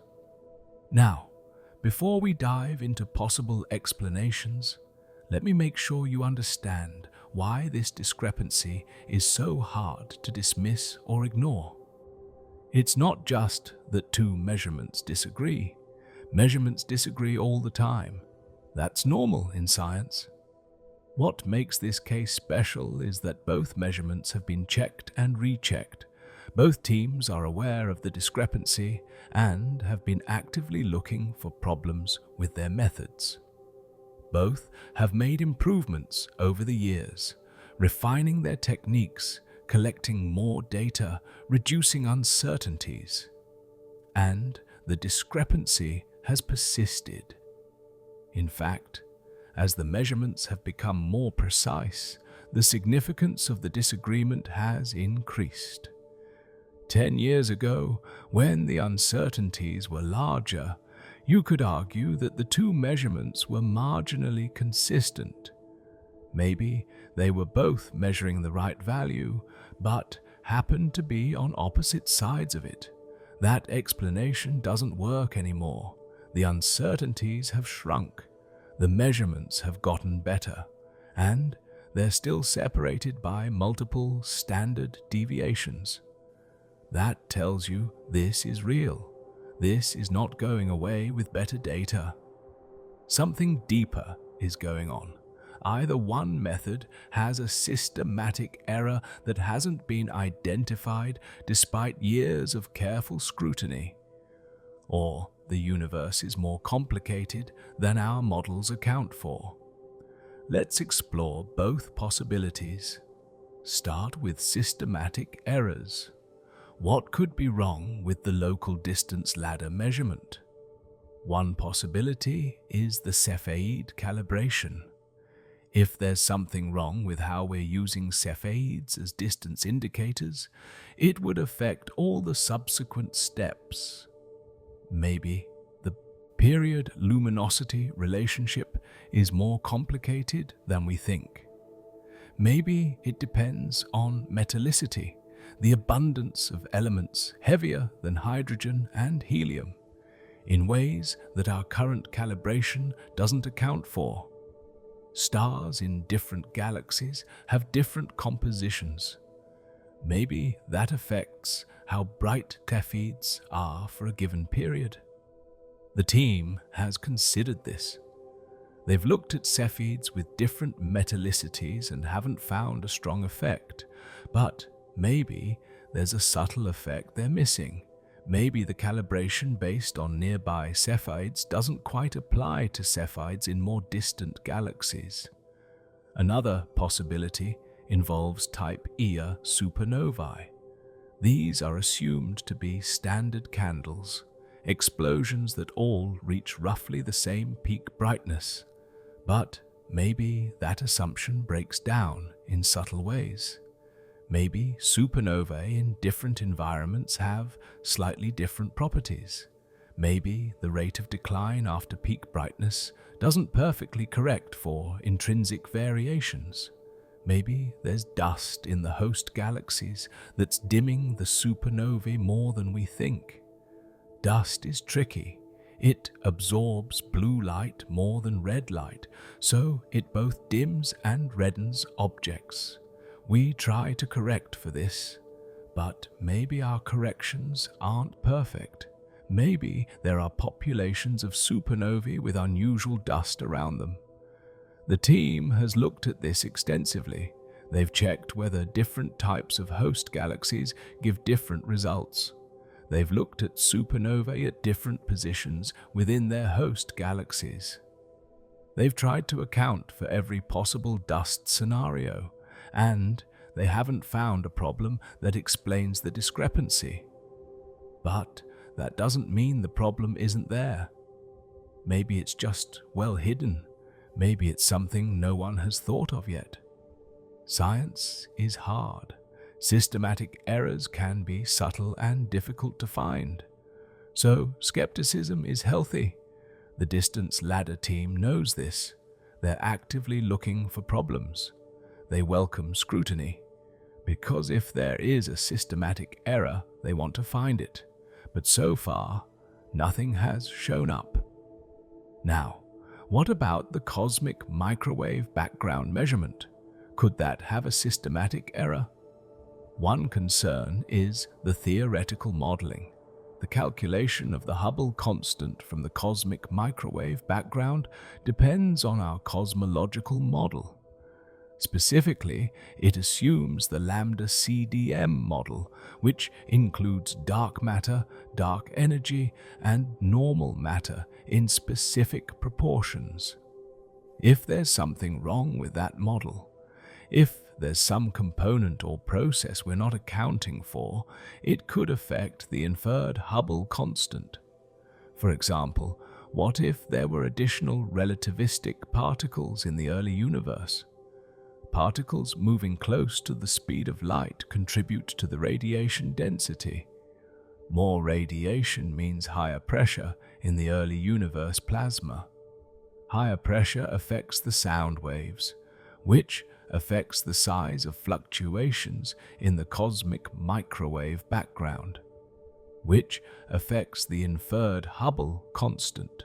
If the early universe had more radiation than we think, it would push the inferred Hubble constant higher, closer to the local measurement. Scientists have explored this. They've asked what it would take to reconcile the two measurements.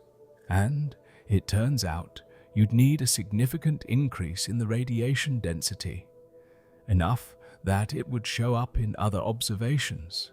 We can measure the radiation density from observations of light element abundances formed in the first few minutes after the Big Bang, from the cosmic microwave background itself, from other sources, and all of these agree. There doesn't seem to be room for significantly more radiation than we already account for. But maybe there's something subtle we're missing. Maybe there's a type of particle that contributes to radiation density but doesn't show up in the usual observations. That would be new physics, but it's not ruled out. Another possibility is that dark energy has changed over time. In the standard model, dark energy is a cosmological constant. It's the same everywhere and at all times. But maybe it's not. Maybe dark energy was different in the early universe than it is now.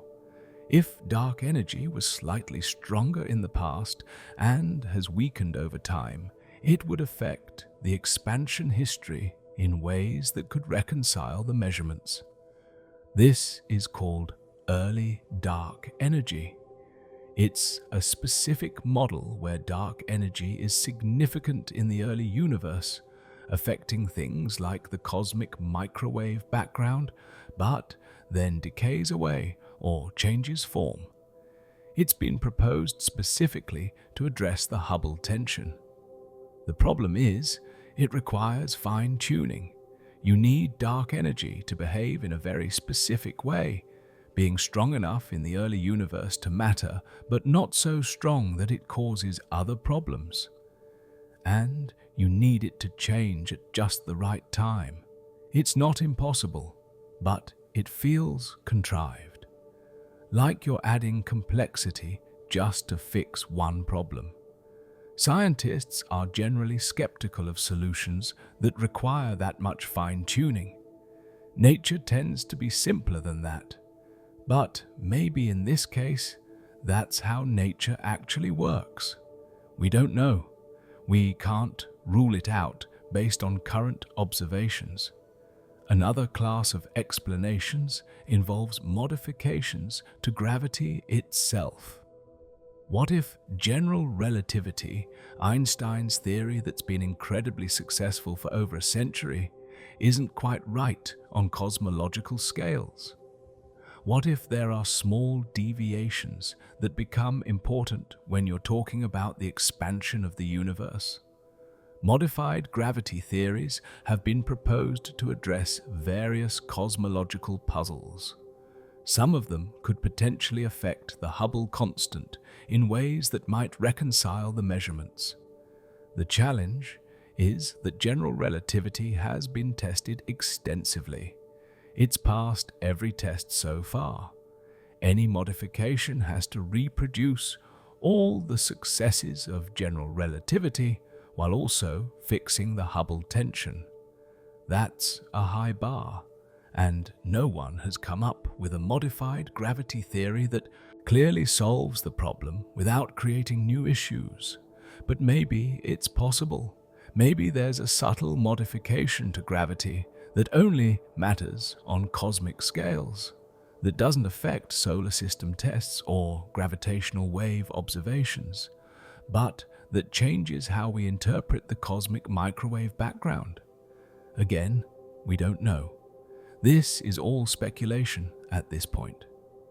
Now, let me tell you about some of the observations that might help resolve this, because the good news is we're not stuck.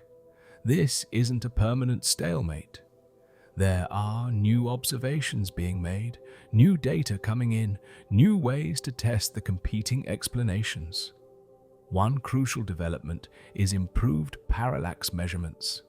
The Gaia satellite continues to collect data.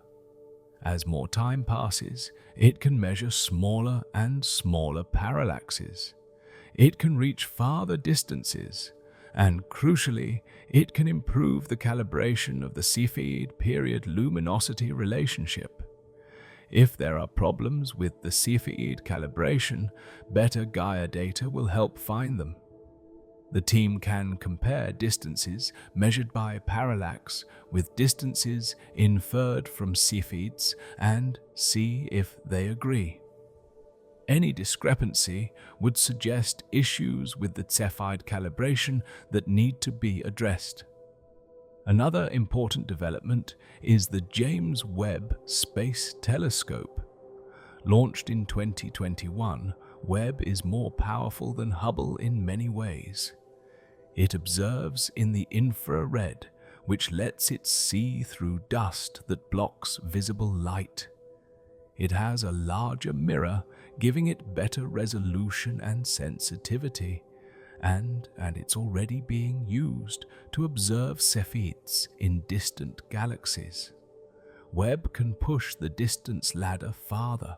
It can observe Cepheids in galaxies that are too distant or too dusty for Hubble. This provides an independent check on the method. If Webb gets the same answer as Hubble, that's reassuring.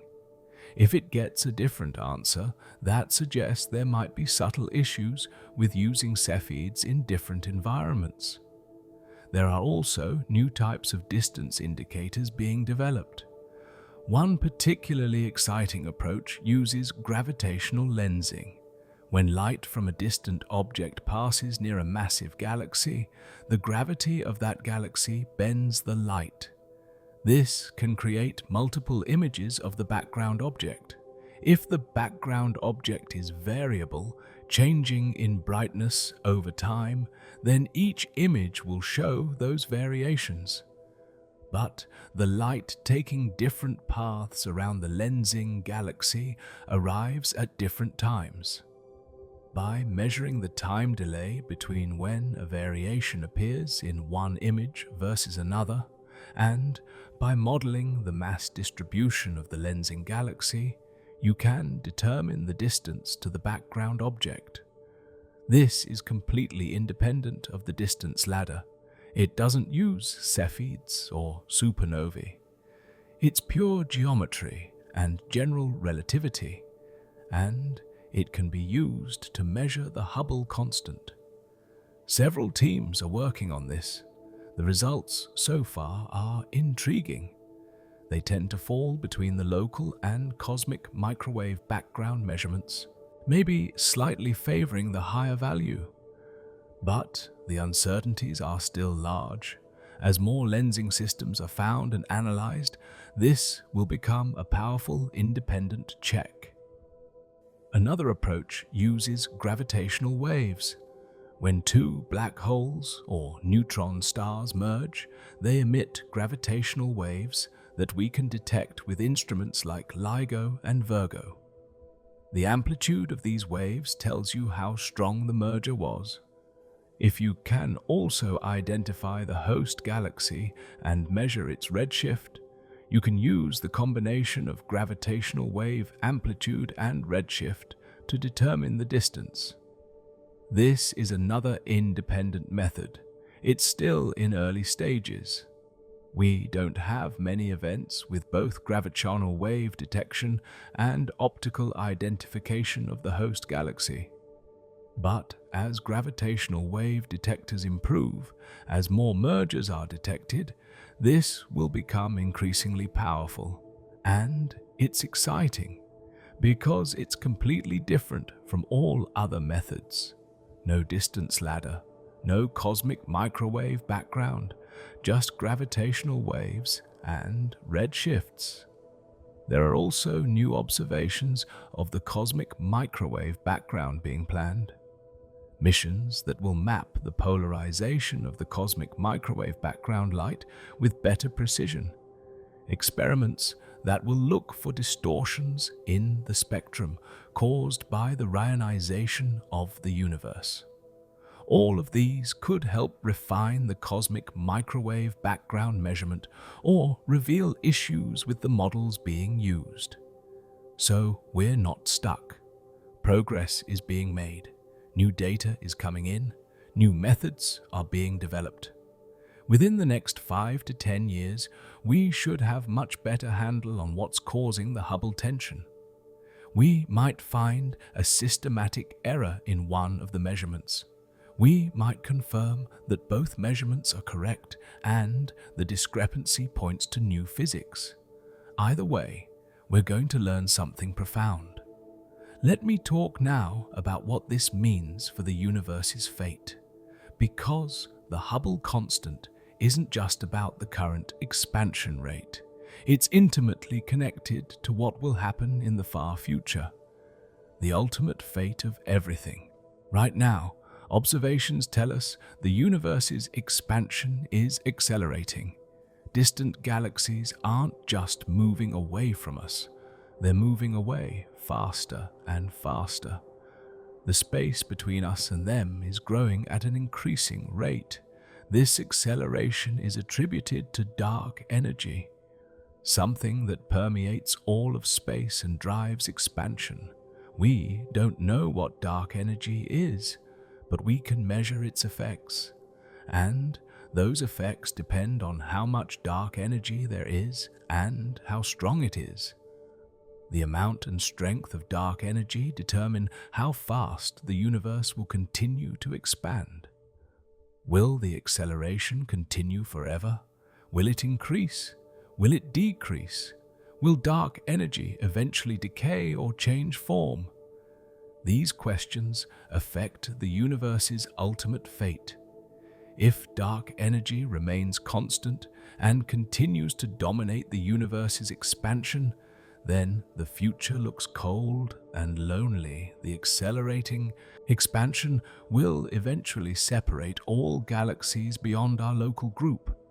They'll recede faster than light can travel, not because they're moving through space faster than light, which is impossible, but because the space between us and them is growing so fast that light from them can never reach us. They'll disappear beyond the cosmic horizon. Billions of years from now, if there are any astronomers looking at the sky, they'll see only the galaxies in our local group. Everything else will have receded beyond reach. The universe will appear empty, just our local cluster of galaxies surrounded by darkness. And even our local group won't last forever. Eventually, all the stars will burn out, galaxies will fade, black holes will evaporate through Hawking radiation. The universe will reach maximum entropy. Everything will be cold, dark, and effectively empty. This is the heat-death scenario. It's bleak, it's the ultimate ending, but it's what current observations suggest. However, if dark energy isn't constant, if it changes over time, then the future could be different. If dark energy weakens, the expansion might slow down, maybe even stop, maybe even reverse. If that happens, the universe could eventually collapse back in on itself. A big crunch, everything falling back together, all the galaxies colliding, all the matter and energy compressing into a hot, dense state, perhaps leading to a new Big Bang, a cyclic universe that expands and contracts repeatedly. Or if dark energy strengthens over time, the expansion could accelerate even faster. Eventually, the acceleration could become so strong that it tears apart gravitationally bound structures.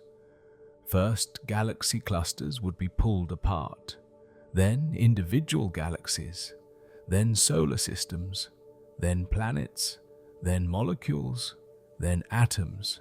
Finally, even atomic nuclei could be ripped apart. This is called the Big Rip.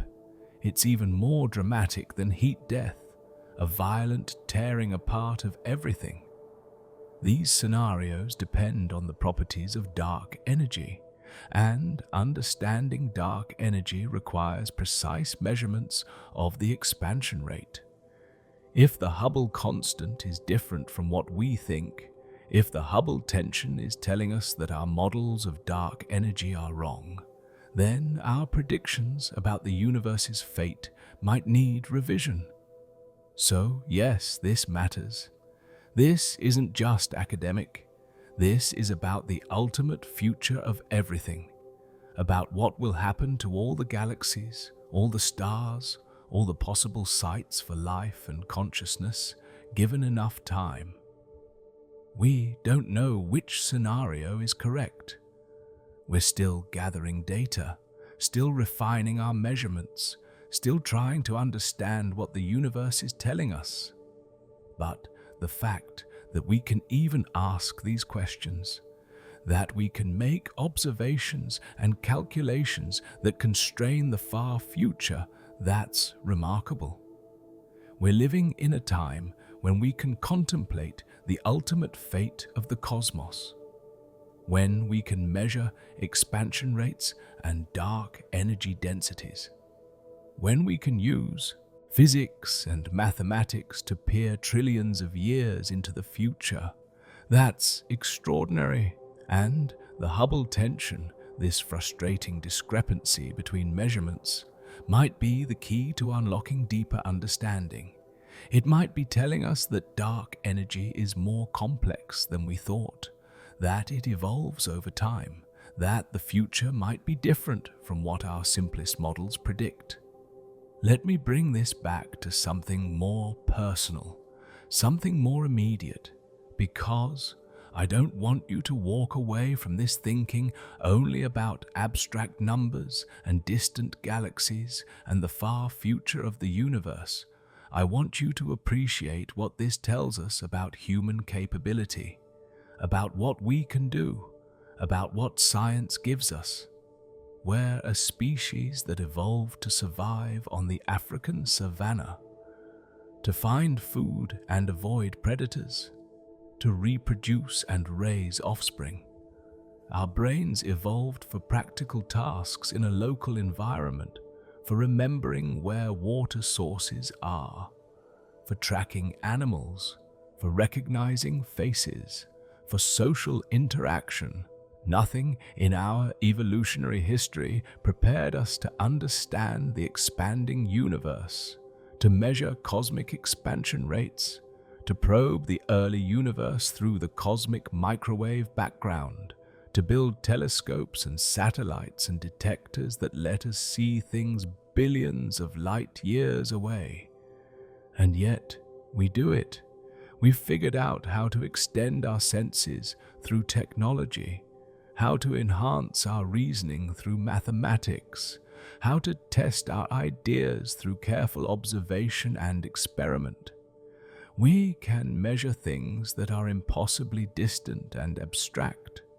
We can understand phenomena that are completely outside our everyday experience. We can answer questions about the nature of reality. That's not something to take for granted. That's extraordinary. That's uniquely human, and it's worth celebrating. When you learn that the universe is expanding at 70 kilometers per second per megaparsec, or 67, or whatever the true value turns out to be, you're learning something that no one knew a century ago. You're participating in humanity's ongoing quest to understand the cosmos. When you understand the Hubble tension, when you grasp why it's puzzling and what it might mean, you're engaging with cutting-edge science. You're thinking about questions that the smartest cosmologists in the world are trying to answer. You're part of the conversation. You're not a passive observer. You're an active participant in humanity's intellectual journey. And that matters. That's meaningful. That's something to be proud of. We live in a time when we can measure the expansion of space itself, when we can probe the early universe, when we can contemplate the ultimate fate of everything. Not everyone throughout history has had access to this knowledge. For most of human history, the universe was a mystery. People told stories, created myths, speculated wildly, but they couldn't measure, they couldn't test, they couldn't know. We can. We do. And that's a gift, a remarkable gift that we shouldn't take for granted. So, yes, the universe is expanding. Yes, we can measure that expansion with incredible precision. Yes, different methods give different answers, and we don't fully understand why. But all of that, all of this complexity and uncertainty and ongoing investigation, that's what makes science beautiful. That's what makes it worthwhile. We're not handed answers from on high. We have to work for them. We have to build instruments and make observations and perform calculations and check our work and debate and argue and revise our ideas. It's messy. It's challenging. It's sometimes frustrating. But it's how we learn about reality. It's how we figure out what's true. The universe is expanding at a certain rate. Right now, we have two measurements that disagree.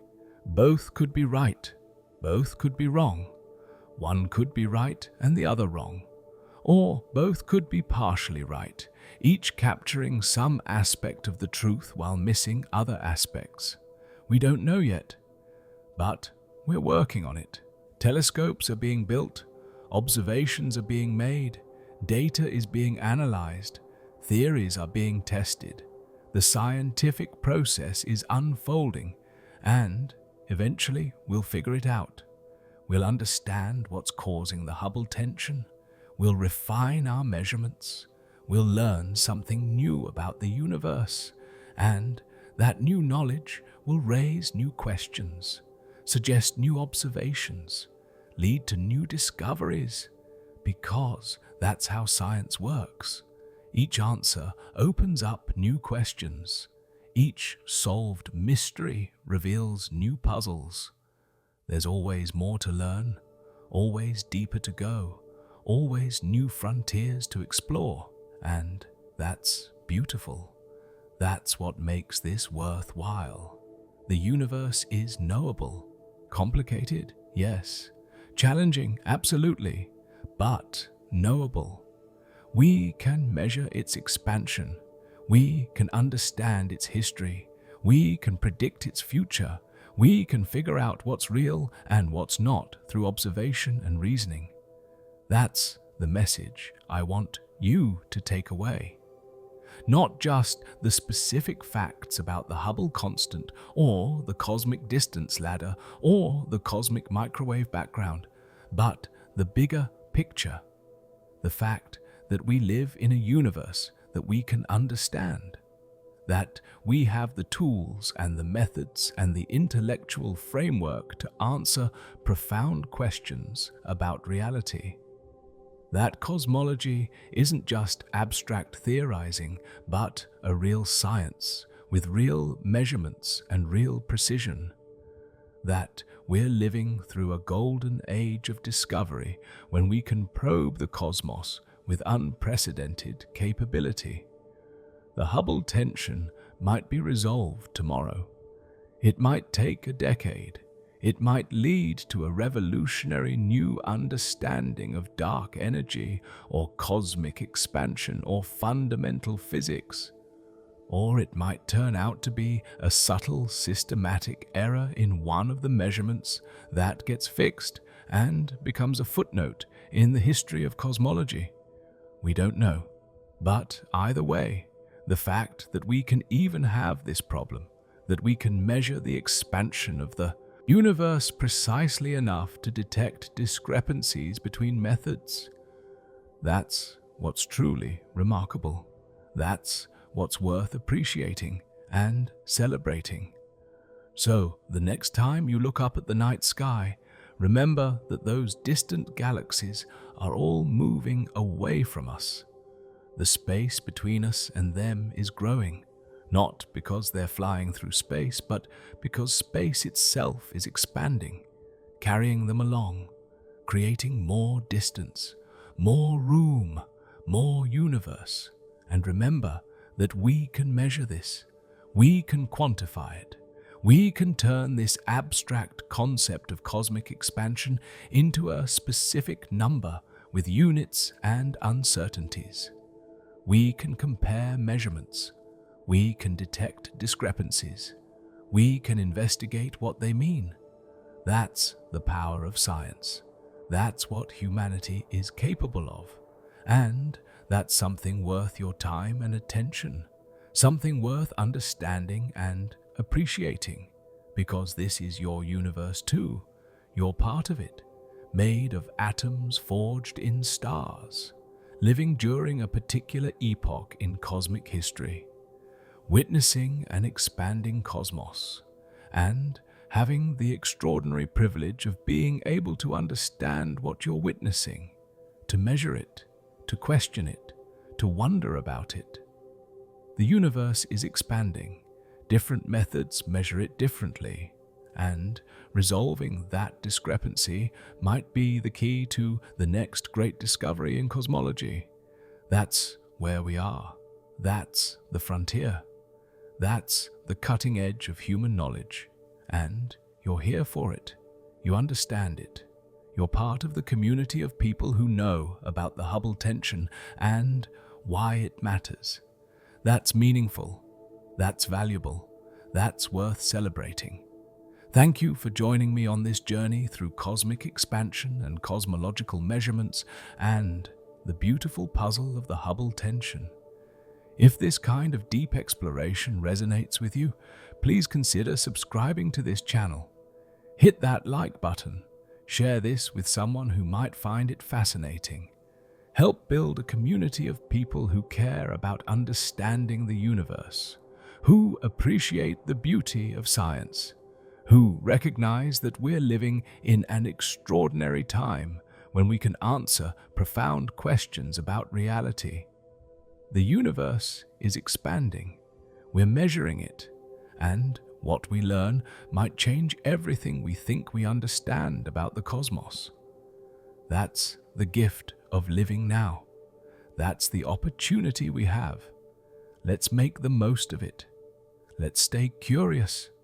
Let's keep asking questions. Let's keep seeking answers.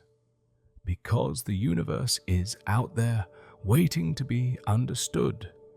And we have the tools and the methods and the capability to do exactly that. The expansion rate is either 73 or 67 or somewhere in between.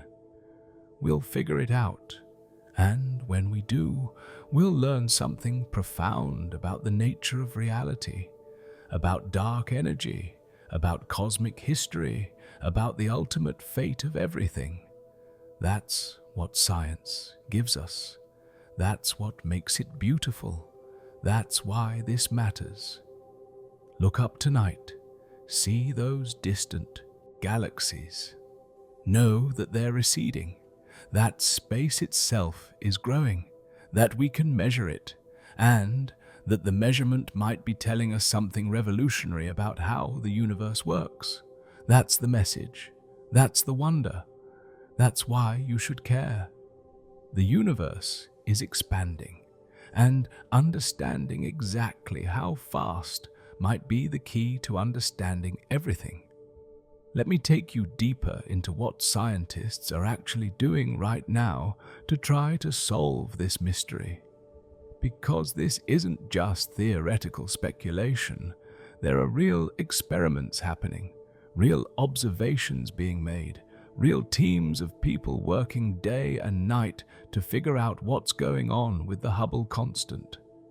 One of the most exciting developments is the continued observations with the James Webb Space Telescope.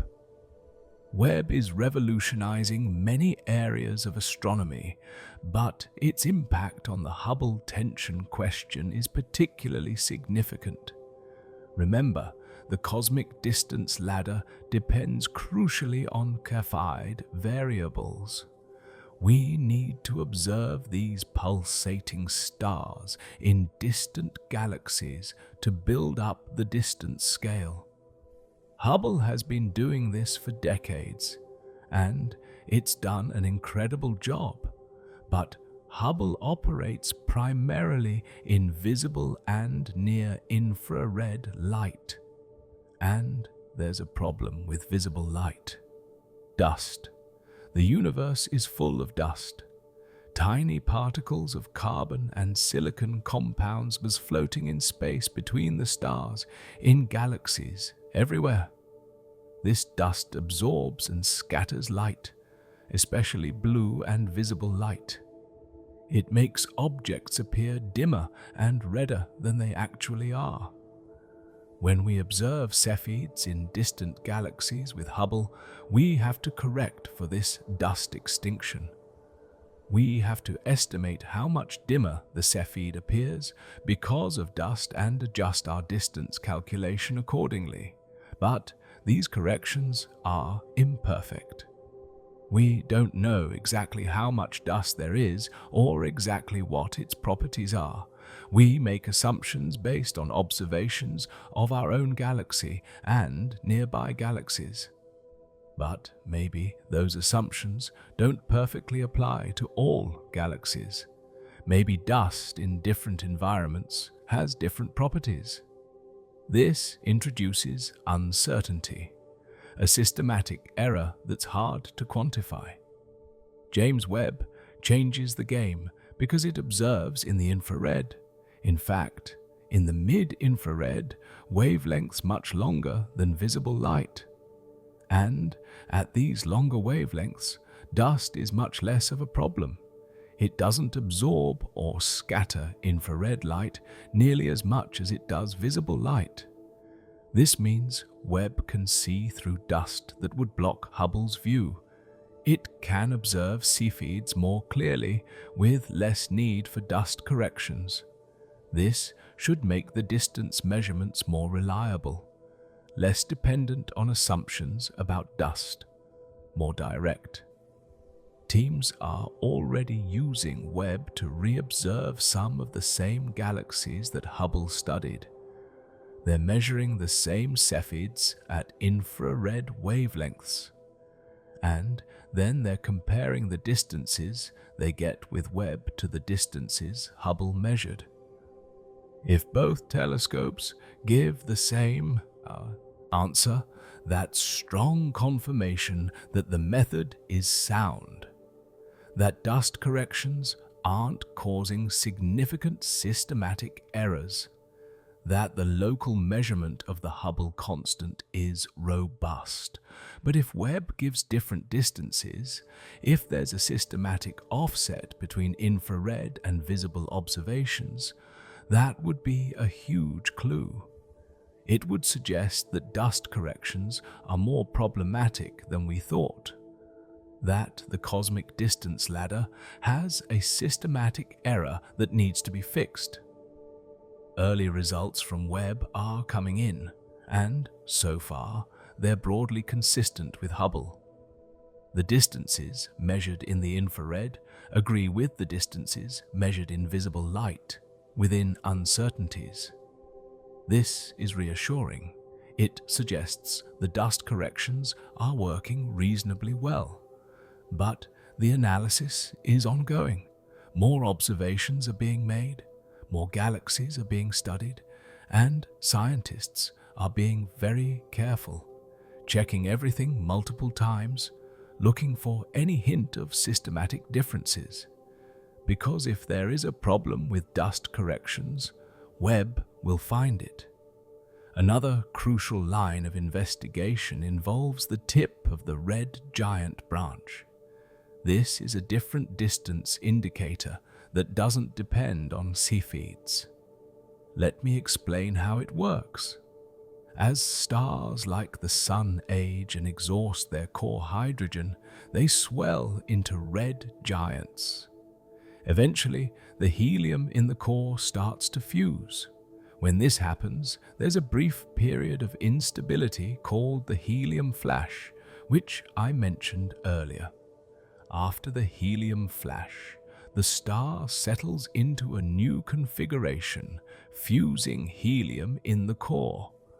On a diagram that plots stellar luminosity against temperature, these stars form a nearly vertical line. The tip of this line, the brightest red giants just before helium fusion begins, all have roughly the same luminosity, about 2,000 times brighter than the Sun. This makes them another standard candle. If you observe a galaxy and identify the tip of the red giant branch, the brightest red giants in that galaxy, you know how luminous they are. Compare to their apparent brightness, and you can calculate the distance. This method is independent of Cepheids. It doesn't require observing individual pulsating stars and measuring their periods. You just need to identify a population of red giants and find the brightest ones. It's conceptually simpler and potentially less susceptible to systematic errors. Some teams have been using the tip of the red giant branch method to measure distances and derive the Hubble constant. The results are interesting. They tend to fall between the local Cepheid-based measurement and the cosmic microwave background measurement, maybe closer to 70 than to 67 or 73. This could mean several things. Maybe the tip of the red giant branch method is more accurate and both other measurements have problems. Maybe it has its own systematic errors that happen to put it in the middle. Or maybe the true Hubble constant really is around 70, and both extreme measurements are slightly off for different reasons. We don't know yet, but having a third independent method is valuable. It provides another perspective, another way to test our understanding. And as the tip of the red giant branch observations improve, as more galaxies are studied with better precision, this method will become increasingly important in resolving the Hubble tension. Then there's the matter of the cosmic microwave background analysis itself. I've talked about how the Planck satellite measured temperature fluctuations with exquisite precision. But analyzing that data to extract the Hubble constant requires assumptions. You need a theoretical model of the early universe. You need to specify what the universe contains, how matter and radiation behaved, how structure formed, and you fit this model to the observations. The model that fits best tells you the values of cosmological parameters, including the Hubble constant. But what if the model is wrong? What if there's some physics in the early universe that we're not accounting for? This is where things get speculative, but interesting. Some physicists have proposed that the early universe might have contained additional relativistic particles, particles moving close to the speed of light that contribute to the radiation density but don't show up in other ways. These are sometimes called dark radiation, in analogy with dark matter. If dark radiation existed in the early universe, it would affect the sound waves in the plasma. It would change the pattern of fluctuations in the cosmic microwave background, and crucially, it would affect the inferred Hubble constant. More radiation means higher pressure, which affects how sound waves propagate, which changes the predicted size of hot and cold spots in the cosmic microwave background. To fit the observations with more radiation, you'd need to adjust other parameters, and one of those adjustments could be the Hubble constant. With the right amount of dark radiation, you could potentially reconcile the cosmic microwave background measurement with the local measurement. The problem is, we have no direct evidence for dark radiation, and adding it to the model requires specifying its properties. How much is there? When did it exist? What happened to it later? It feels like adding complexity just to solve one problem. Scientists call this fine-tuning, and they're generally skeptical of it. Nature tends to be economical. Explanations that require lots of specific assumptions tend to be wrong, but maybe in this case, dark radiation is real. Maybe the early universe was more complex than we thought. We can test this. If dark radiation existed, it might leave signatures in other observations.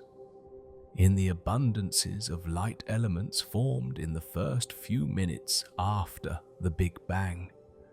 In the polarization of the cosmic microwave background. In the distribution of matter on large scales. People are looking for these signatures. So far, nothing conclusive. But the search continues. Another idea involves something called early dark energy. This is different from the dark energy that's driving the universe's current acceleration. Early dark energy would be a form of energy that existed in the early universe, perhaps briefly, and then decayed away or changed form. If early dark energy was present, it would contribute to the energy density of the universe at early times. This would affect how fast the universe was expanding back then, which would affect the sound horizon. The distant sound waves could travel before recombination, which would affect the size of fluctuations in the cosmic microwave background, which would change the inferred Hubble constant.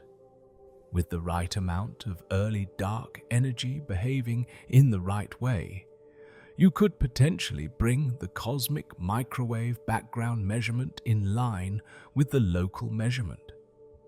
But again, this requires adding new physics. You need early dark energy to exist, to have specific properties, to decay or change at a specific time.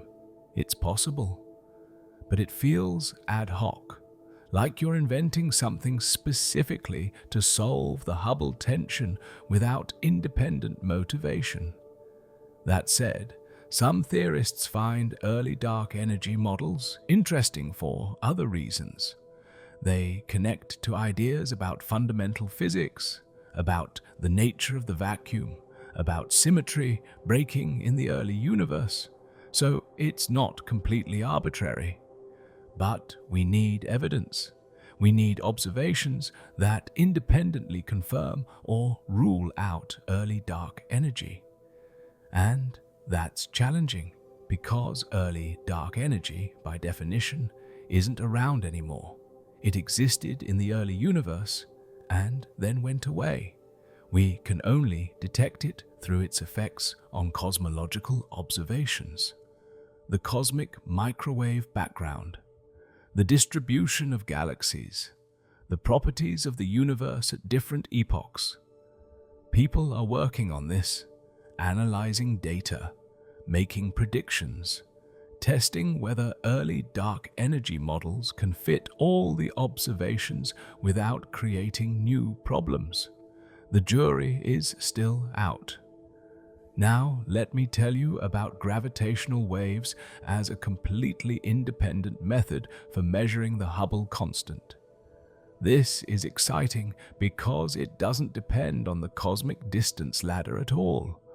No Cepheids, no supernovae, no standard candles, just gravitational waves.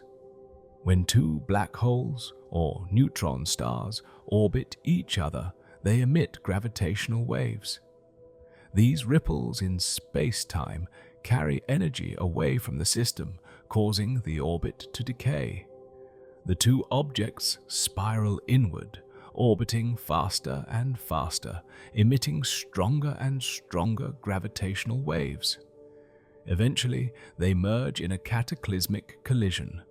The gravitational waves from this merger can be detected by observatories like LIGO and Virgo.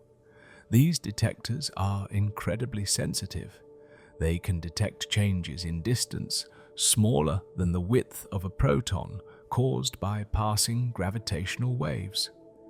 When a merger happens, the detectors record the gravitational wave signal, and that signal encodes information about the system: how massive the objects were, how far apart they started, how fast they were orbiting, and, crucially, how far away the system is. The amplitude of the gravitational wave tells you the intrinsic strength of the source. The observed amplitude tells you how much the wave has weakened traveling through space. Combine these and you get the distance. This is called a standard siren, in analogy with standard candles. Now, gravitational waves alone give you the distance but not the redshift. To get the redshift, you need to identify which galaxy hosted the merger. You need an optical counterpart. For black hole mergers, this is difficult because black holes don't emit light. But for neutron star mergers, there's a bright optical and gamma-ray transient. The colliding neutron stars create a spectacular explosion that can be seen with telescopes. If you can identify the host galaxy and measure its spectrum, you get the redshift.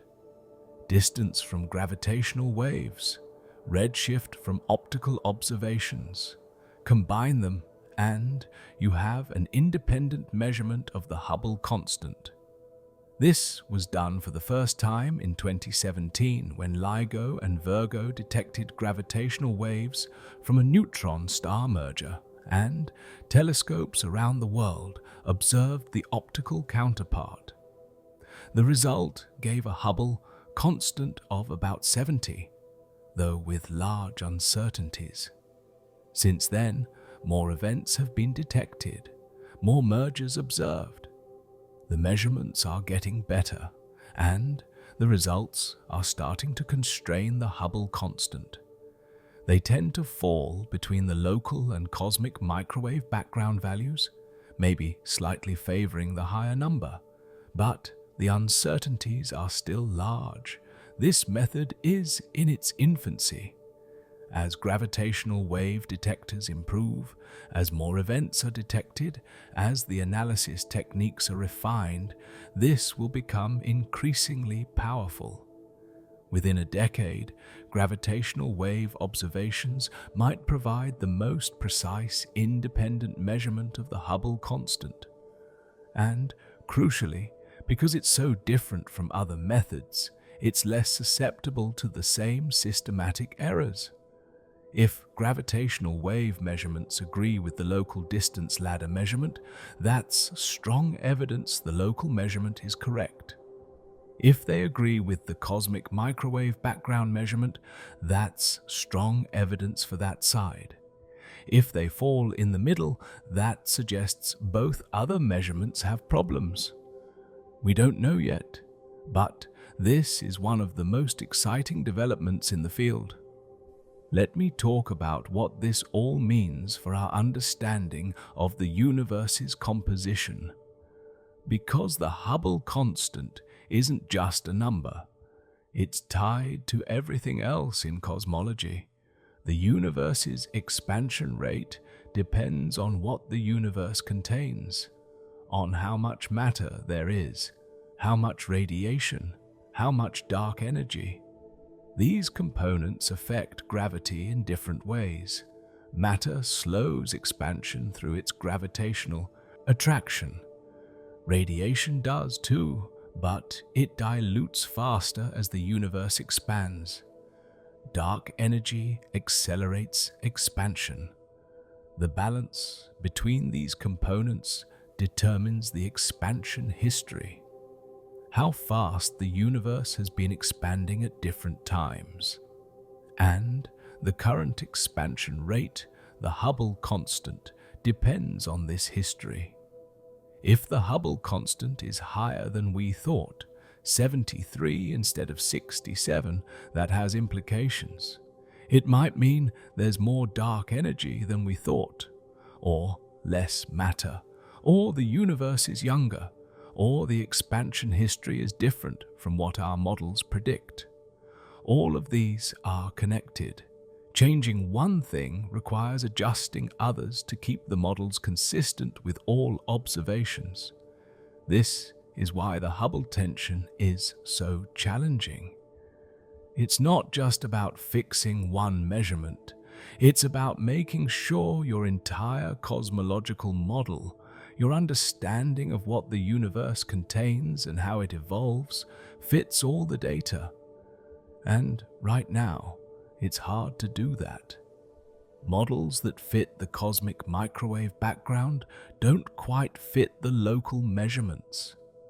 Models that fit the local measurements don't quite fit the cosmic microwave background. Something has to give.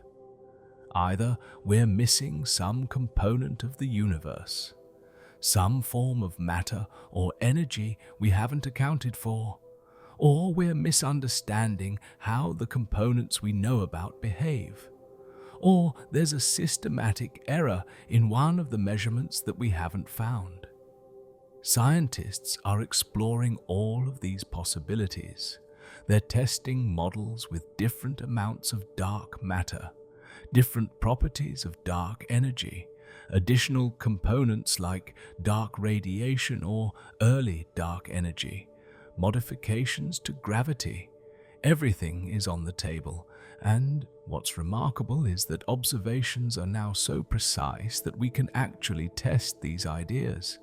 We can make predictions, calculate what different models predict for various observables, and compare to data. 10 years ago, cosmology was what we called a data-starved field. We had beautiful theories, but not enough observations to really test them thoroughly. Now we're drowning in data, precision measurements of the cosmic microwave background, detailed surveys of galaxy distributions, observations of supernovae and cepheids and gravitational waves. All of this data constrains our models, forces them to fit reality rather than just being mathematically elegant. And the Hubble tension is part of this. It's the data telling us that our current best model, while remarkably successful, isn't quite right. Something needs adjustment. Something needs fixing. And figuring out what that something is will advance our understanding significantly. Let me also address the question of whether the Hubble constant might actually change over time, because that's another possibility that people have considered. The term Hubble constant implies that it's constant over time and space, but maybe it's not. Maybe the expansion rate today is different from what it was in the past, different from what it will be in the future. We know the expansion rate has changed throughout cosmic history. In the early universe, dominated by radiation and matter, the expansion was decelerating. Gravity was slowing things down. Then, a few billion years ago, dark energy became dominant and the expansion started accelerating. So, the Hubble constant, properly understood, is not really constant over cosmic time. It's the expansion rate at a particular moment, right now. But when we say two measurements of the Hubble constant disagree, we need to be careful. The local measurement tells you the expansion rate right now in the local universe. The cosmic microwave background measurement tells you the expansion rate that's inferred from the early universe, assuming a particular cosmological model. If that model is wrong, if the expansion history is different from what we think, then the cosmic microwave background measurement might not actually be measuring the same thing as the local measurement. This is subtle, but it's important. The two measurements are probing different epochs, different times in cosmic history. If the universe's expansion has been more complicated than our models assume, the measurements might both be correct while appearing to disagree. This is one reason why some people think the Hubble tension might be telling us about evolving dark energy. Maybe dark energy has changed over time in ways that cause the early universe to look different from what we'd expect based on local measurements. If we could directly measure the Hubble constant at different cosmic epochs, we could test this. We could see whether the expansion rate has changed in unexpected ways. And, actually, we can do this to some extent. By observing distant supernovae, we're seeing the universe as it was billions of years ago. We can measure the expansion rate then. By observing the cosmic microwave background, we're seeing the universe as it was 13.8 billion years ago. We can infer the expansion rate then. The challenge is getting precise measurements at intermediate times between the cosmic microwave background and today. This is an active area of research.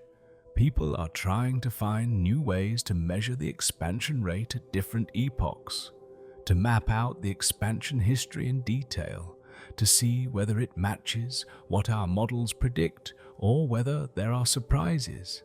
And the Hubble tension motivates this work.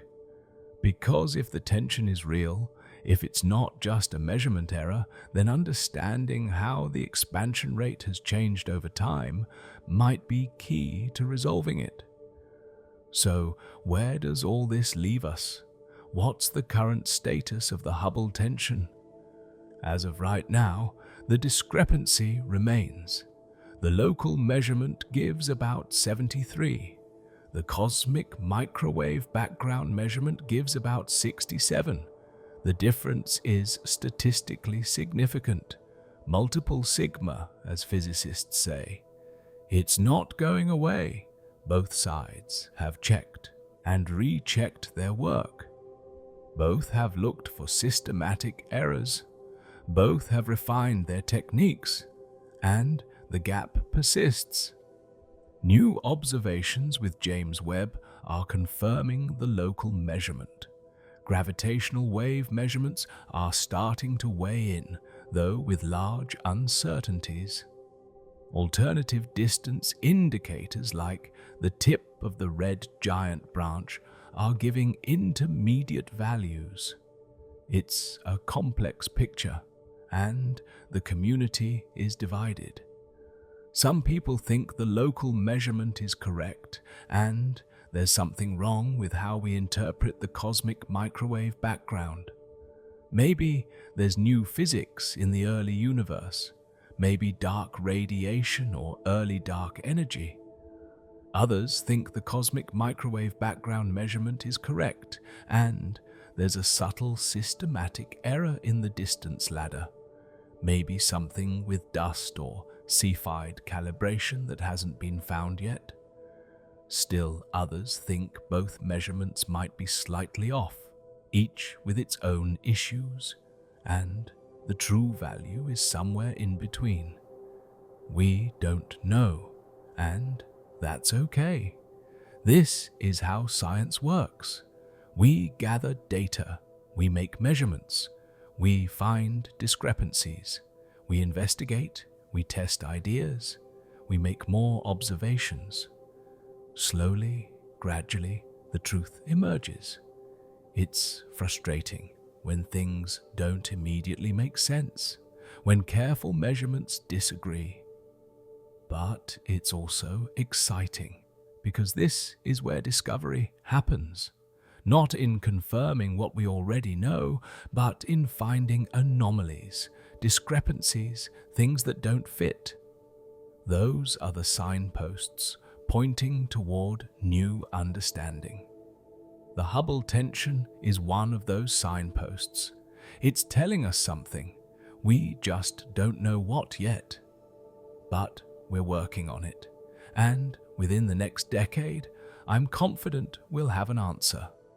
Maybe we'll find a systematic error in one of the measurements and fix it. Maybe we'll discover new physics, new components of the universe, or new behaviors of dark energy. Maybe we'll find that the universe is more complex than we thought, with an expansion history that doesn't match our simplest models.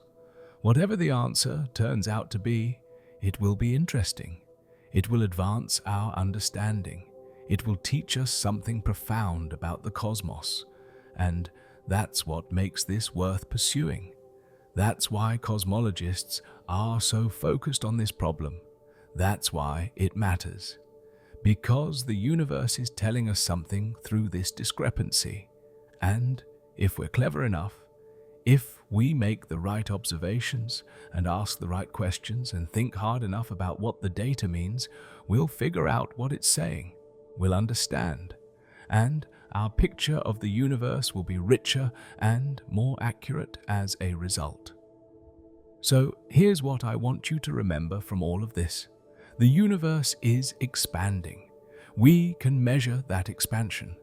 Different methods give different answers. This discrepancy, the Hubble tension, is one of the most important unsolved problems in cosmology. It might be telling us about new physics, about the nature of dark energy, about the early universe, about components we haven't discovered yet. Or it might be revealing a subtle systematic error in our measurements that we need to find and fix. Either way, resolving it will advance our understanding significantly, and we're living through this. This is happening now. Real observations are being made. Real data is coming in. Real scientists are working to solve this puzzle, and you understand it. You know what the Hubble constant is. You know why it matters. You know about the cosmic distance ladder and the cosmic microwave background. You know about the tension and why it's significant.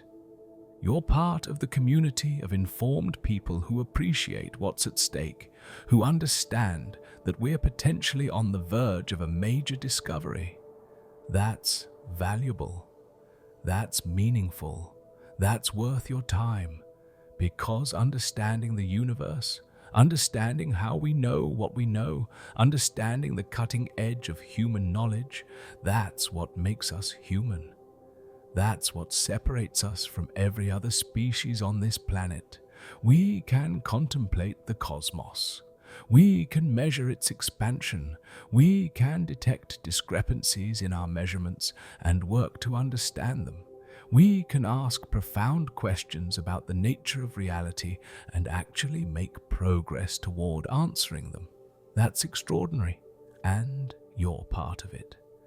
Thank you for taking this journey with me through cosmic expansion, cosmological measurements, standard candles and cosmic horizons, Cepheids and supernovae, the cosmic microwave background, and the lambda CDM model, and the beautiful, frustrating, exciting puzzle of the Hubble tension. I hope you've gained not just knowledge, but appreciation. Appreciation for what science can do, for how we can understand things that seem impossibly distant and abstract, for how careful observation and measurement and reasoning can reveal truths about the universe. The expansion rate might be 73, it might be 67, it might be 70. We'll figure it out, and when we do, it will be another triumph of human curiosity and ingenuity, another step forward in our quest to understand the cosmos, another reminder that the universe is knowable, that we're capable of understanding it, and that the effort to do so is worthwhile. Look up tonight if you can. See the stars. Remember that behind those points of light are vast distances, distances that are growing, space expanding, the universe evolving, and know that we can measure it. We can understand it. We can participate in the grand adventure of cosmic discovery. That's the gift of being human in the 21st century. That's the opportunity we have. Let's appreciate it. Let's make the most of it. Let's stay curious. The universe is waiting to be understood, and we have the tools and the methods and the collective intelligence to do exactly that. The Hubble constant is still uncertain, but one thing is certain: the quest to measure it precisely, to resolve the tension, to understand what the unknown. Discrepancy means that quest is leading us toward deeper understanding, toward new discoveries, toward a fuller picture of cosmic reality, and that's worth celebrating. That's worth being excited about. That's why this matters. Thank you for your attention. Thank you for your curiosity. Thank you for caring about understanding the universe. If you found this valuable, please subscribe, please share, please help build a community of people who appreciate the beauty and importance of cosmological discovery. The universe is expanding, and our understanding of it is expanding too.